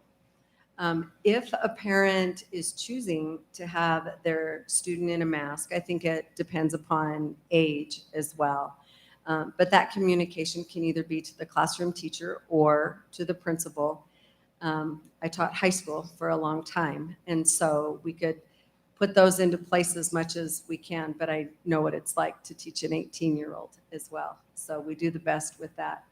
Mrs. Summers, to answer your question, are we going to get to a point where is it doable to keep everybody that far apart without masks on? I think the honest answer is it would be difficult for us to do under the situation that we're in.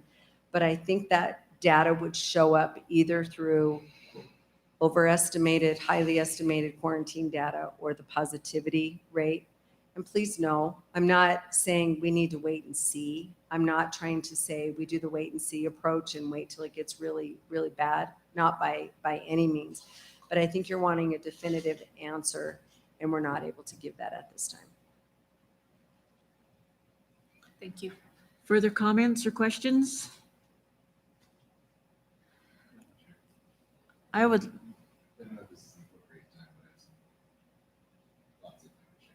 I have a couple of questions, okay? First of all, I want to discuss a little bit more the increased signage. I would like to encourage signs at our doorways throughout, and possibly throughout the building and stuff, just reminding students and those that may be entering the building that masks are strongly recommended. That may help some people that are on the fence, and maybe would encourage some of them to use masks without mandating it. Secondly, some good news. I heard today on the news that they're thinking possibly a vaccine for 5 to 11-year-olds by Halloween. So that might be some good news for our younger students. So, Mr. Mickelson?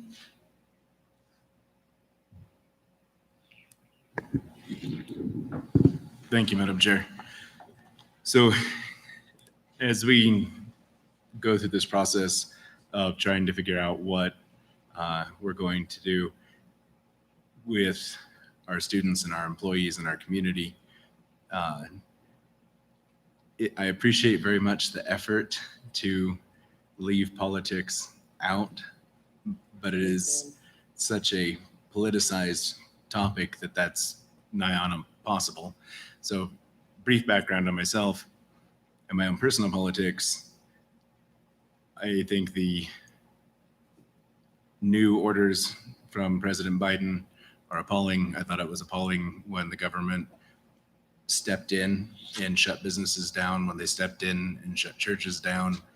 I was not on board with those decisions, and I actually disagree with you. I'm very glad that the decision for what to do rests on the local boards. I think it is the first time in a long time that the sanctified notion of local control is actually being implemented. The flip side of that being, that means that we're responsible for the decisions that we make. As of yesterday, 523 kids nationwide under the age of 18 have died from COVID. Hospitalizations of children under 18 from COVID make up between 1.6 and 4%. In the state of Wyoming, under totally normal circumstances, we have 0 pediatric ICUs. We are completely dependent on our surrounding states to have a place to send our kids when they need treatment, and not just from COVID, but when they flip a four-wheeler or there's a hunting accident or something goes wrong, we have to have somewhere to send them, and right now we don't. Denver Children's is the closest hospital to us that can accept kids into an ICU. Hospitals in Idaho are switching to crisis care, which is literally like, you got in a car wreck, sorry, we don't have the resources, here's some fentanyl, you die. Our healthcare system is under a tremendous amount of strain because of all of the people who are hospitalized from COVID, making access to critical care, right? If we have a kid, God forbid, who takes a bad hit in a football game and receives a severe spinal injury and needs ICU care, he may not get it because there may not be anywhere for him to go. So our decision about what we do with COVID has a greater impact on all of us and in our community than just the issue of COVID. So my mom has COVID. She's 72. She has respiratory issues and some asthma. She's been symptomatic for 28 days. She's been on oxygen for 23 days. And thank God she seems to be finally showing some improvement. She's been completely isolated from our family. I've been her primary caregiver, which means I'm being exposed to COVID daily. She can't see her grandkids, right? And if she were to die, that loss to my children would be profound and would have a lifelong impact on their mental well-being. In the last week, I've had 2 extended family members and 2 friends die of COVID, right? And they were all older, but the last time I checked, older does not mean less value. And so the choices that we're making here are impacting extended families, support networks, and the things that help our families and our community succeed. And then the last thing I want to share is that my 6-year-old is currently home quarantined, exposed at school, symptomatic, right?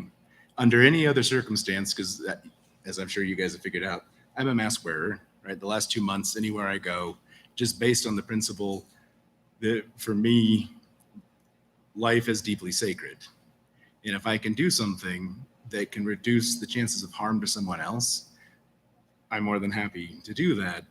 But I specifically didn't wear it because this is what we're doing in our schools, right? My kid's getting tested for COVID tomorrow. I'm getting tested on Wednesday.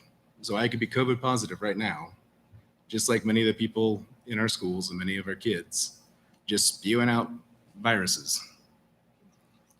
And as difficult and unpleasant as masks are, I really hope that this board at some point seriously considers some sort of compromise, right? Because what we have right now said, no masks required, strongly encouraged.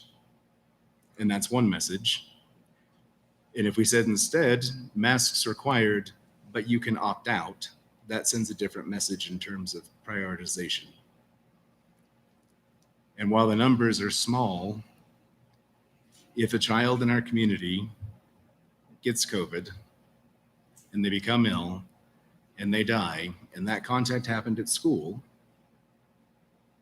then that is something that we had the authority and the ability to impact in a way that could have radically altered the outcome.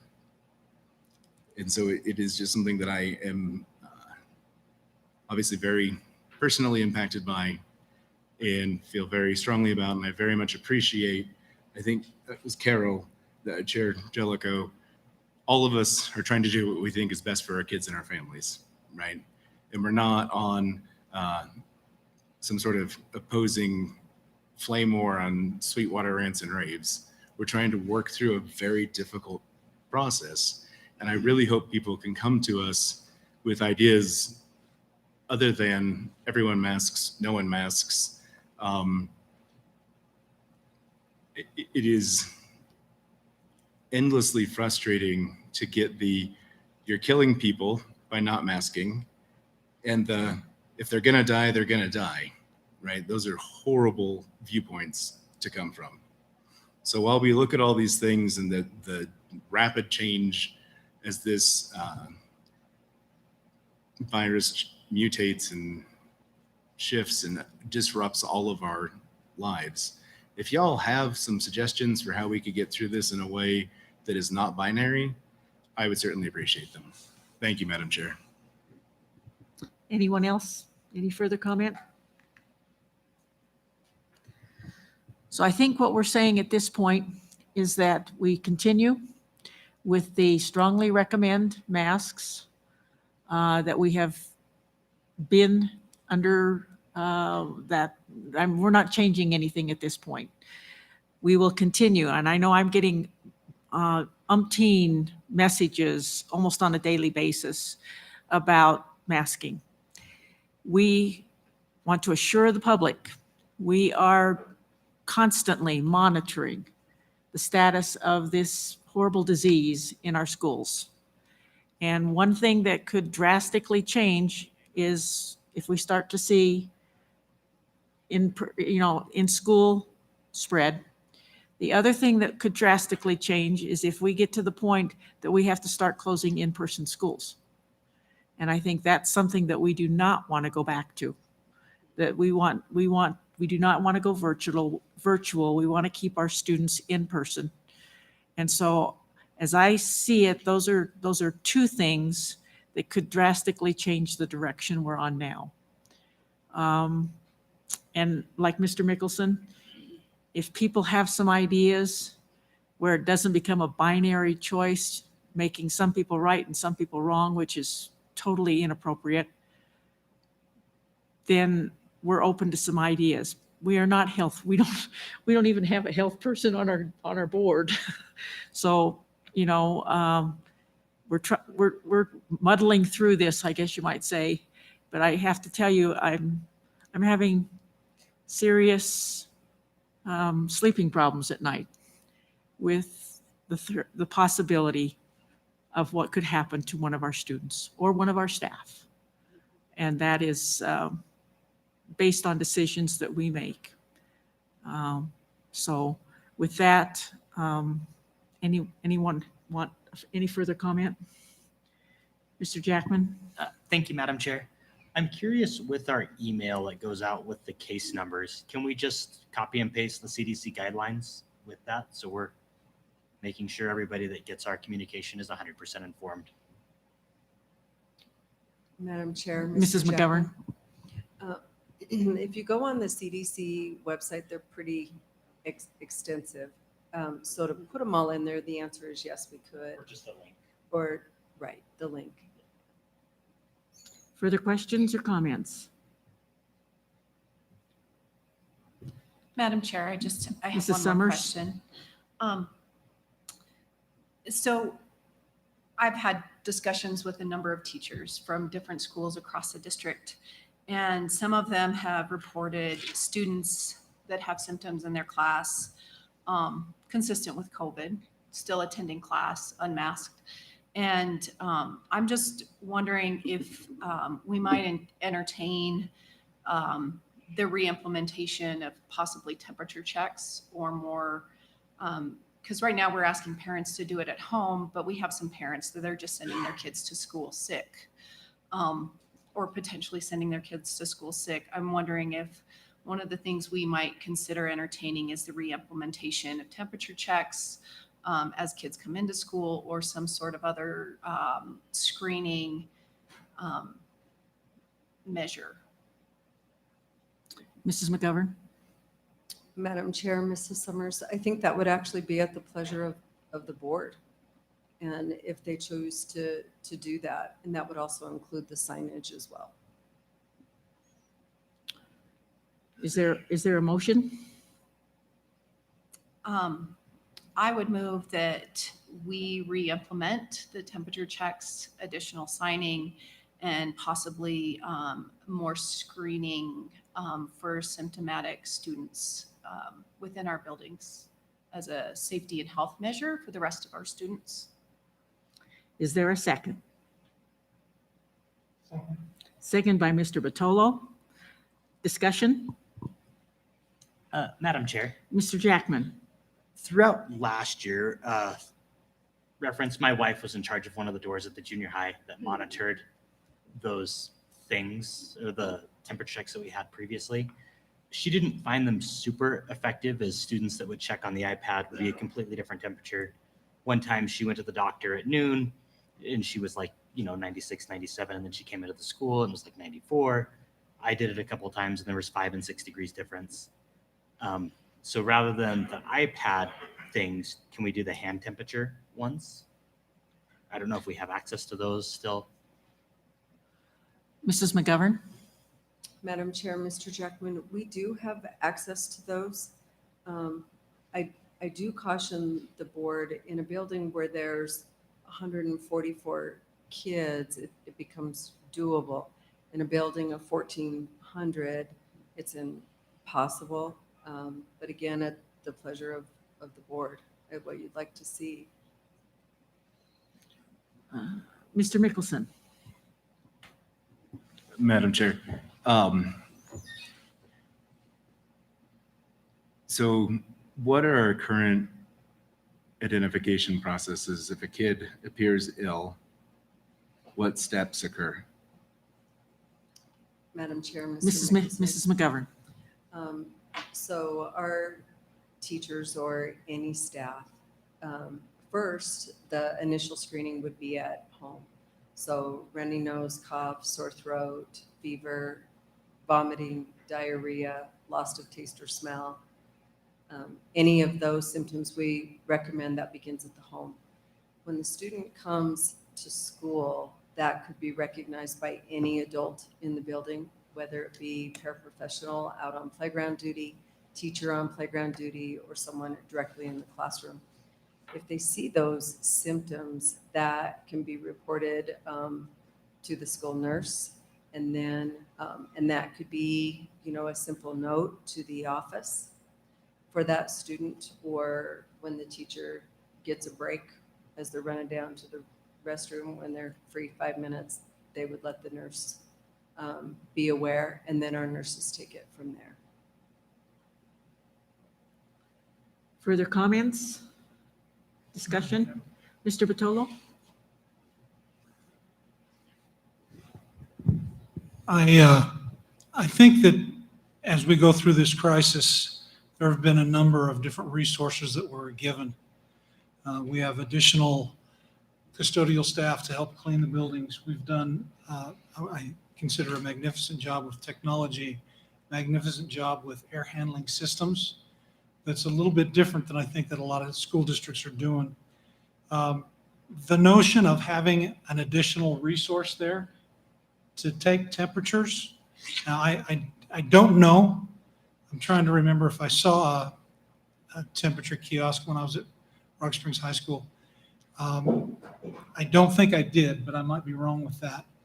I would support us using every resource we have to keep our kids safe. The notion of mandating, I don't think is something that this state would support. I think if people are asking for a mandate to happen, I think some different elected officials are going to have to make that call in the state of Wyoming to be able to do that. But I do think that if we can give our facilities and our personnel and any additional things that can help them determine if kids are not feeling well, I think we should do that. Mr. Mickelson. Madam Chair, so as strongly as I think masking is a viable option, and so I hesitate to speak against any measure, but I did want to point out that the CDC does not recommend temperature screenings of all students as an effective mitigation. And so I'm not certain that it's the solution that we're looking for. Thank you. Further comments? I would like to suggest that maybe we modify the motion rather than reestablish the kiosk, to encourage administration to advise staff that if they notice students that appear to have symptoms, that we work through the nurses and maybe that process rather than trying to screen all students according to temperature. I am assuming that there are still plenty of hand sanitizer, those kinds of things available in the buildings for students and for the use of students and staff. Madam Chair, yes, there's Okay. plenty. So I think continuing to make that available, I do think the changes that we made to our ventilation systems last year, that's been a huge positive. And like others have stated here, I believe that that's maybe puts us in a little bit different category than some districts. We did that very early on, and proper ventilation is a huge asset to fight this disease. So I would suggest that maybe we modify the motion, maybe consider that a friendly amendment, and that we encourage the increased signage, and also encouraging staff, if they identify a student that appears to be symptomatic, that we kind of go through the process with the nurses. And what was that basically it? Those two options? Yeah, would you like me to amend that motion, or is what you did okay? Mrs. West, do you have a question on what the motion is? You're clear on the motion? Okay, so if the motion is, so I don't hear any more comments. So the motion is, That any of our staff that identifies students that are displaying possible symptoms of COVID go through the process with the nurses to work through that identification, I guess, and then to increase the signage for masking at school, to strongly recommend masking in our schools. and the second is okay with that? Yes. Okay, second agrees. Okay, all in favor, please? Sorry, Madam Oh, Chair, quick question. Mr. Jackman. Mr. and Mrs. Supas, you're the only principals here. How's the workload? I'm sorry, but I do want to know how this affects the workload of your nurses and your staff. Chair Jellicoe, if I may. Mr. Supas? So, Mr. Jackman, can you clarify just a little bit more on what you're asking as far as the workload, as far as the increased signage and the possibility of our staff identifying students? Is that what you're asking Yeah, for? the staff identifying and sending. I'm very fortunate, sir. I have a nurse in the building full-time. I know that there are some schools that don't have nurses in there full-time, so we do have to rely sometimes on our classified staff. But the workload as far as at the high school is concerned, sir, is no different than what the workload is already right now, as far as staff who identify students who are ill, and then we go through the process of getting them checked out with school nurse. We have our sick rooms with our positive air machines in place at the high school. So there wouldn't be much of an increase, if any, in regards to the workload under the current motion that's on the floor right now. Okay, great. Thank you. Sorry, I didn't mean to bring you up. Unexpected. Mrs. Supus, I imagine you might be in a little bit different situation. It's a little different. But not much. We don't have a school nurse in our building. We share one who is just kind of on call for us.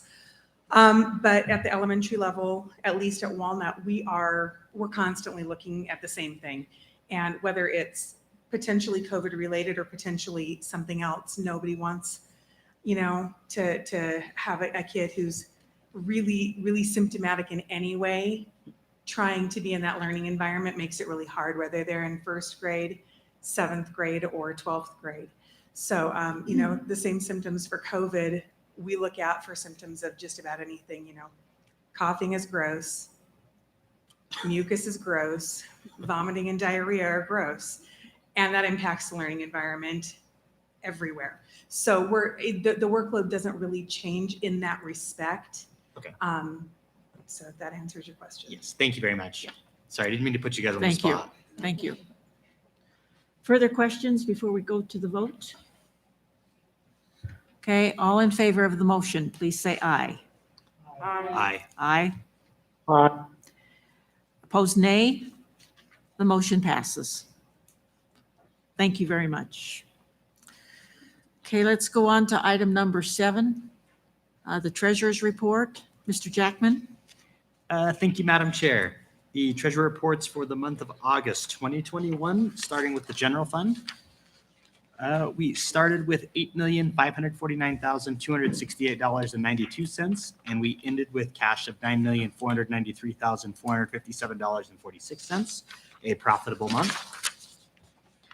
On the lunch program, we started with $868,122.41, and we finished with $1,017,645.35. And for Head Start, we started with $85,353.33, and we closed with $120,204.85.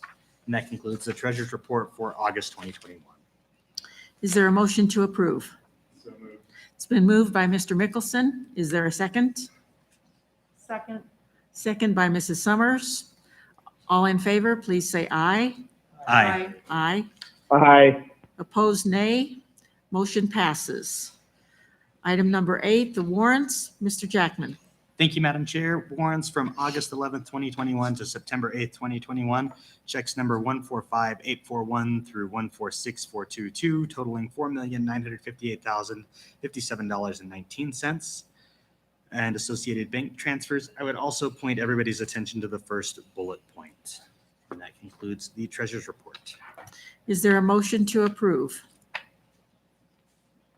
So moved. Moved by Mrs. Thompson. Is there a second? Second. Second by Mr. Reedy. Discussion? I wish to declare a conflict on warrant number 00145-948 on August 18th, 2021. All in favor of approving the warrants, please say aye. Aye. Aye. Aye. Opposed, nay. Motion passes. Okay, number 9, consent agenda. Board of Education, all matters listed under consent agenda are matters about which the board has governing policies, implementation of which is delegated to the superintendent. They will be enacted in one motion in the order listed below. There will be no discussion of these items prior to the time the Board of Trustees votes on the motion unless members of the board request specific items to be held and discussed separately and/or removed from this section. Minutes. 9A, approval of the minutes from the August 9th, 2021 regular meeting.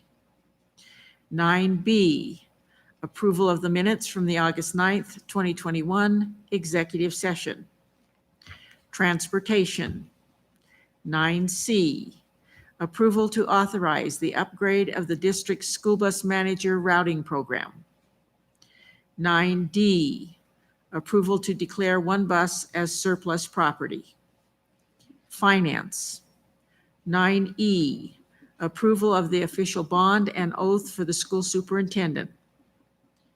9F, approval of the Wyoming School Boards Association sponsored Wyoming Government Investment Fund Board of Trustees representative. 9G, approval of the purchase and bid for the financing of 2 Type A buses. Personnel. 9H, approval of personnel recommendations. General board business. 9I, approval of the request from Head Start to carry over unexpended safety supplemental grant funds from 2020-2021. 9J, approval to authorize the Title VIII Impact Aid Survey date of October 13th, 2021. Facilities. 9K, post approval for the emergency repairs and replacement to the Rock Springs Junior High School walking path and the adjacent ditch. 9L, approval for the final phase of the replacement of the direct digital controls at Rock Springs Junior High School. 9M, post approval of the replacement of the plumbing substructure for the main level boys restroom at Rock Springs High School. 9N, approval of 3 contracts to design HVAC systems for Desert View, Overland, and Walnut Elementary Schools. Hearing none held, I would entertain a motion to approve the consent agenda. So moved, Madam Chair. It's been moved by Mrs. Thompson. Is there a second? Second by Mr. Jackman. All in favor, please say aye. Aye. Aye. Opposed? Aye. Opposed, nay. Motion passes. Okay, let's go to the addendum. Item number 1, accept the hire of Rita Osborne for the English language learner instructor position at Rock Springs High School. Technology. 2A, recommendation to approve the district's information technology department to purchase Dell computers from Dell Computer Corporation in the amount of $103,226. Facilities. 3A, the district advertised and received 2 bids for the reflooring of the Stagecoach Elementary Gymnasium. The recommendation is to authorize the district facilities department to award the reflooring of Stagecoach Elementary Gymnasium to J.C. Jacobs Carpet One Floor and Home for the amount of $85,423. 3B, recommendation to authorize the district facilities department to proceed with securing bids for all necessary renovation projects at Overland Elementary School as we prepare this building to become the future home of the Head Start program beginning in the 2022-2023 school year. Curriculum. 4A, the district advertised for sealed bids for career and technical equipment and supplies. No bids were received. Therefore, the district recommends approval to authorize the Curriculum, Instruction, and Assessment Office to proceed with purchasing bid items that are in the best interest of the district based upon price and availability. Is there a motion to approve the addendum? So moved. It's been moved by Mr. Jackman. Is there a second? Second. Second by Mr. Batolo. All in favor, please say aye. Aye. Aye. Opposed, nay. The motion passes. Item number 10, for board information, the class size update. Mrs. McGovern? Madam Chair, members of the board, by board policy, the September board meeting is the time where if there were any requests for class size to exceed the 27 students limit, this would be the meeting for us to bring that forward.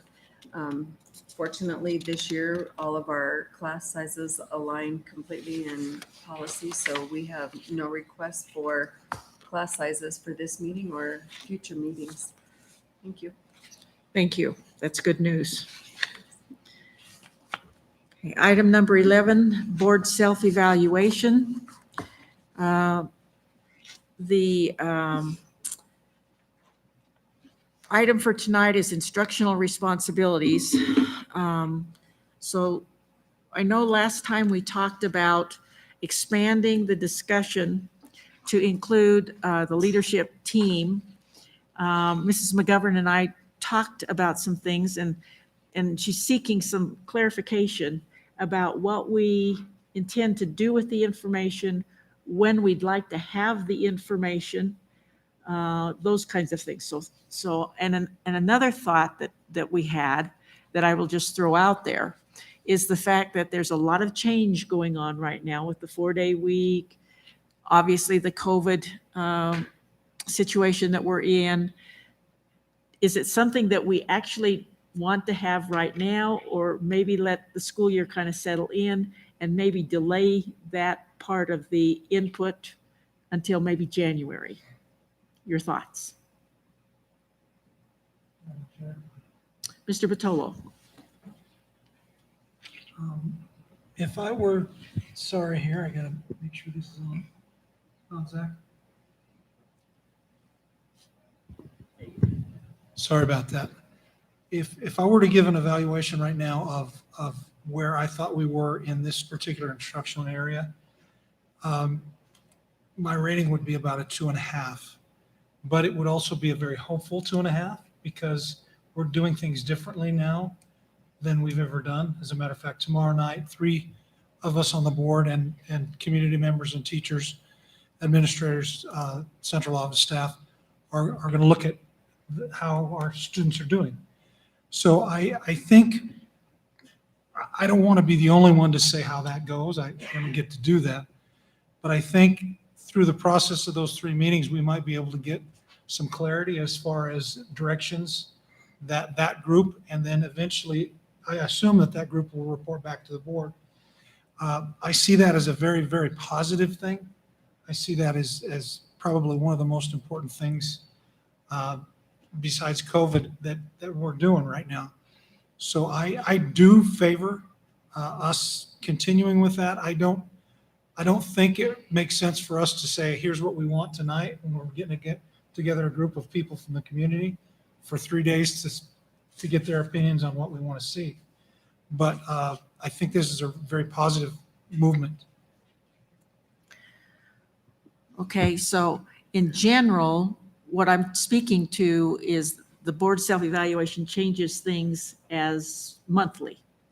So and I think this is one of the instructional responsibilities, is one of the primary goals that we wanted to seek improvement in this year. And I think the PISA committee is a definite step in that direction.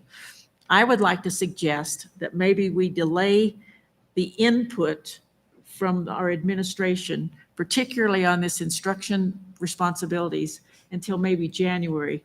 And let's let this committee do their work. And then we can outline when we want, we'll say in January 1, because I think this is a very important area that we need to be concerned with. And we'd like to have some input from others other than just ourselves.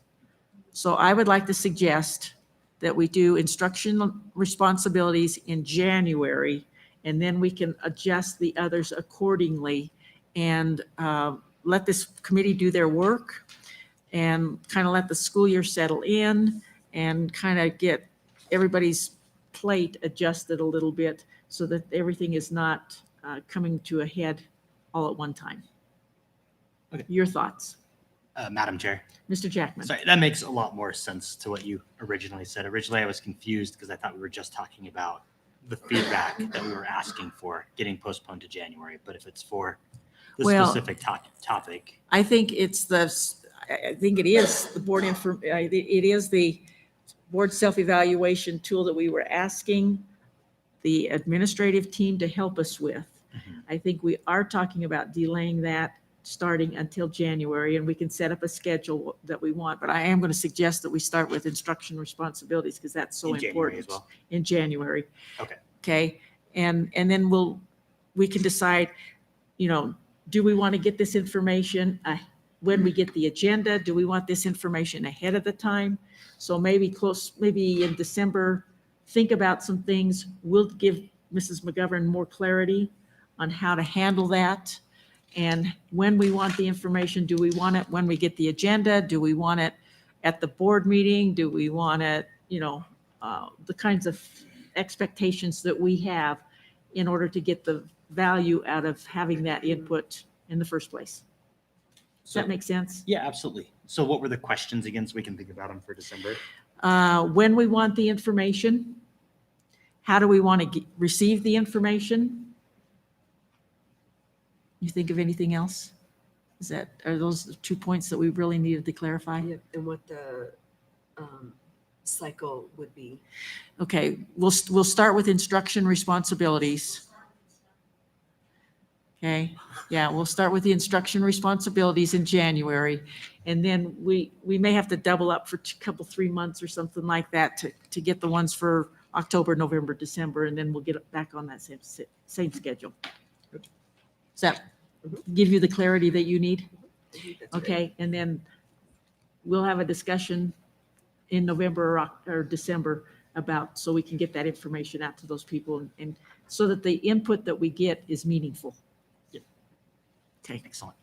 Okay, so let's go back to our evaluation of instructional responsibilities.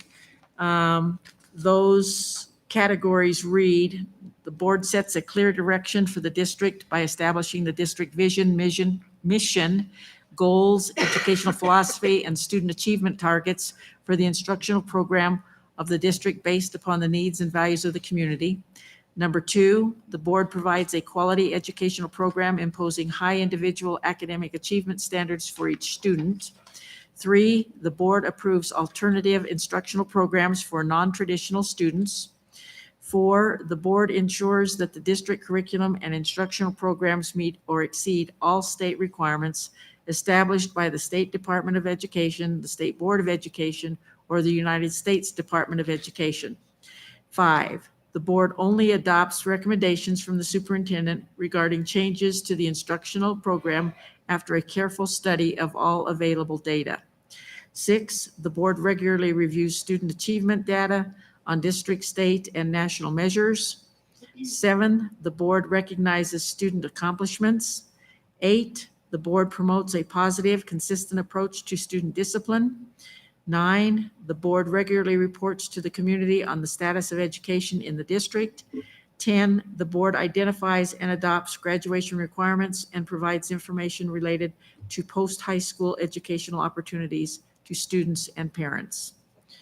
Okay, Mr. Bottolo, if I understood you correctly, you gave our current board a 2.5 on that.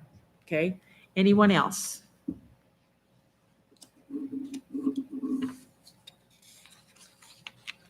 Madam Chair, Mrs. Thompson? I went through this and I would give us a 3, and I'm being gracious with that 3. I feel like this is an area that we really need to work on. Okay, Mr. Jackman? Thank you, Madam Chair. I'm at, less than 3 as well. Averaging is hard, but like 2.9. That's right. Okay.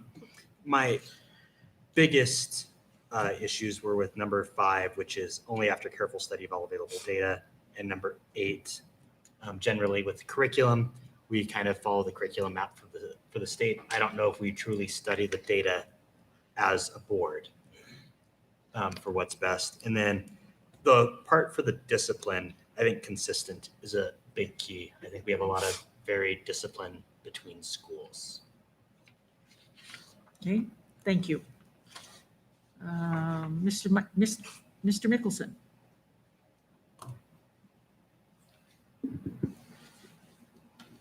I really struggled with this evaluation in differentiating the board from the district, right?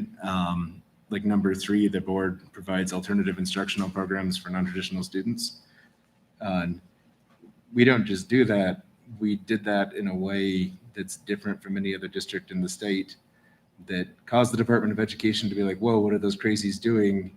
And then as they looked at it, they're like, wow, that's amazing, right? But that wasn't board driven, right? And appropriately so, but it was certainly board supported. So I couldn't parse those two, right? Because the board was like, that is a brilliant idea, thank you. And off we went. And when it was challenged, we pushed back and said, no, this is a great thing, look at it. So I was like, we're clearly doing that one. And so I don't really have a composite concrete score. I have a subjective, yeah, there are areas we could be doing better, but there are lots of areas where, as a district, given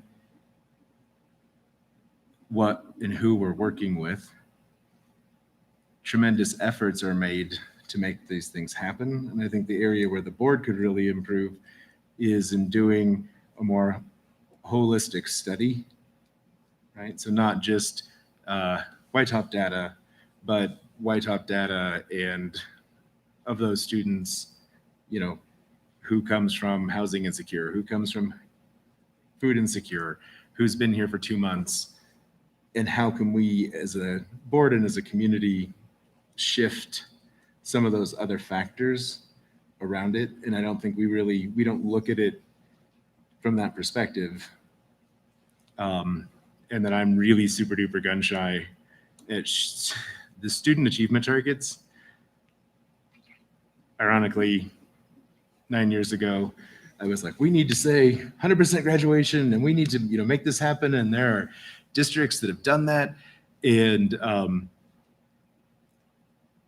having seen a lot of districts, I think a great disservice is often done with good intentions when those targets are set both to our employees and to the kids.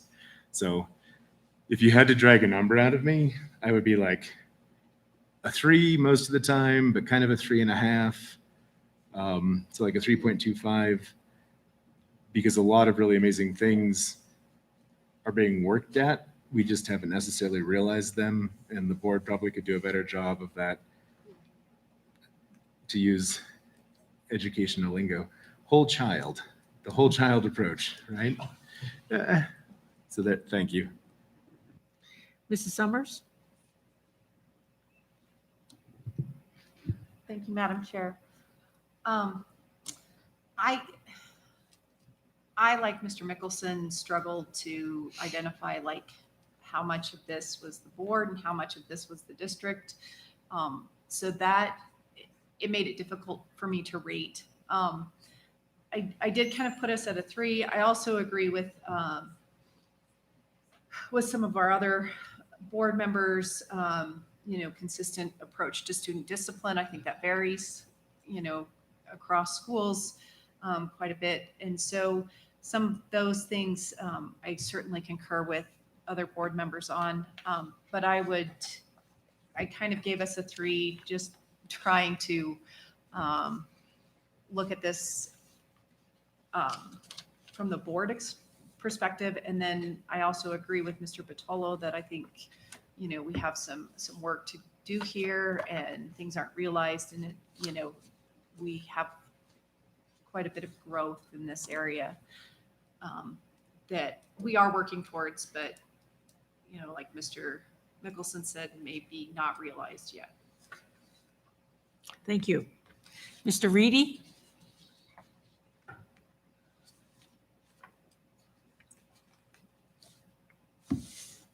Yes, ma'am. I would give us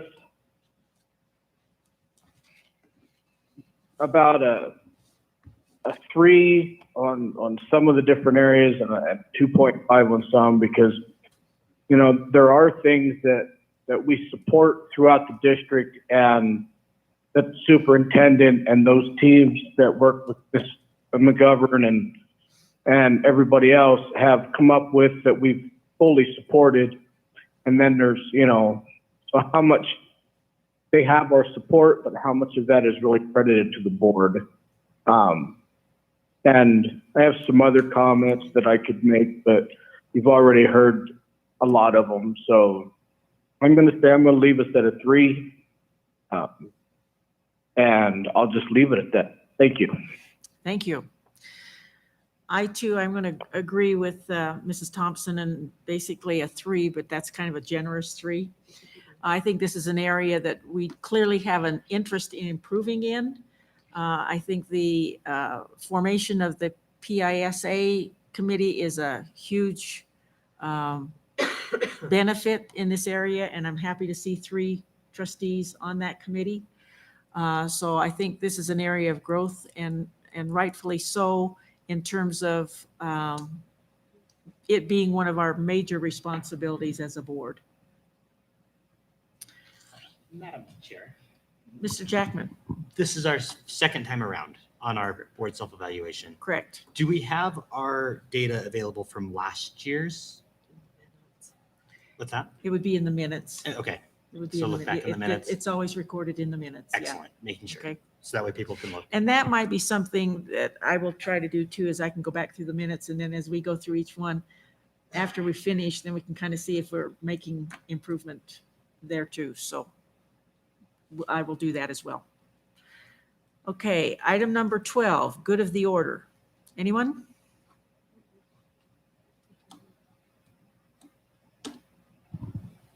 Mr. Jackman? Thank you, Madam Chair. In light of public comments, if it is the will of the trustees to appoint someone to look into the satellite school, I would volunteer. I would also advise against it if that is going into litigation, it potentially makes us a witness or involves us. But again, will of the trustees, I would volunteer to be that liaison. I think maybe we should have a conversation with legal. I'm going to suggest that we have that we have Mrs. McGovern have a conversation with legal and see what the recommendation there is for that. Okay, before moving forward with any of that. Okay. Anyone else? Good of the order. I would just encourage as many people as possible to be maybe on the call with Dr. Harris tomorrow. I think that could be a very interesting conversation. Again, kind of the School Boards Association annual conference delegate assembly is coming up in November. I'll have those dates for you next month and stuff, but it's about the middle of the month in Casper. Anyone else? Okay, item number 13. 13A is new business. 13A for board information, policy ACA-E, GBA-E, the Title IX coordinator. 13B, board information, policy ACA-E-1, GBA-E-1, Title IX notice of allegations and of grievance process. 13C, board information, policy ACA-R, GBA-R, sexual harassment. 13D, the vacancy notice as of September 7th, 2021. 13E, calendar for the months of September, October, November, and December 2021. 13F, August 2021 Head Start Governing Board and Policy Council monthly report. Item number 14, I would entertain a motion to adjourn. I'm sorry? So moved. Moved by Mr. Mickelson. Is there a second? Second. Second by Mr. Jackman. All in favor, please say aye. Aye. Aye. Aye. Opposed, nay. Motion passes. We are adjourned.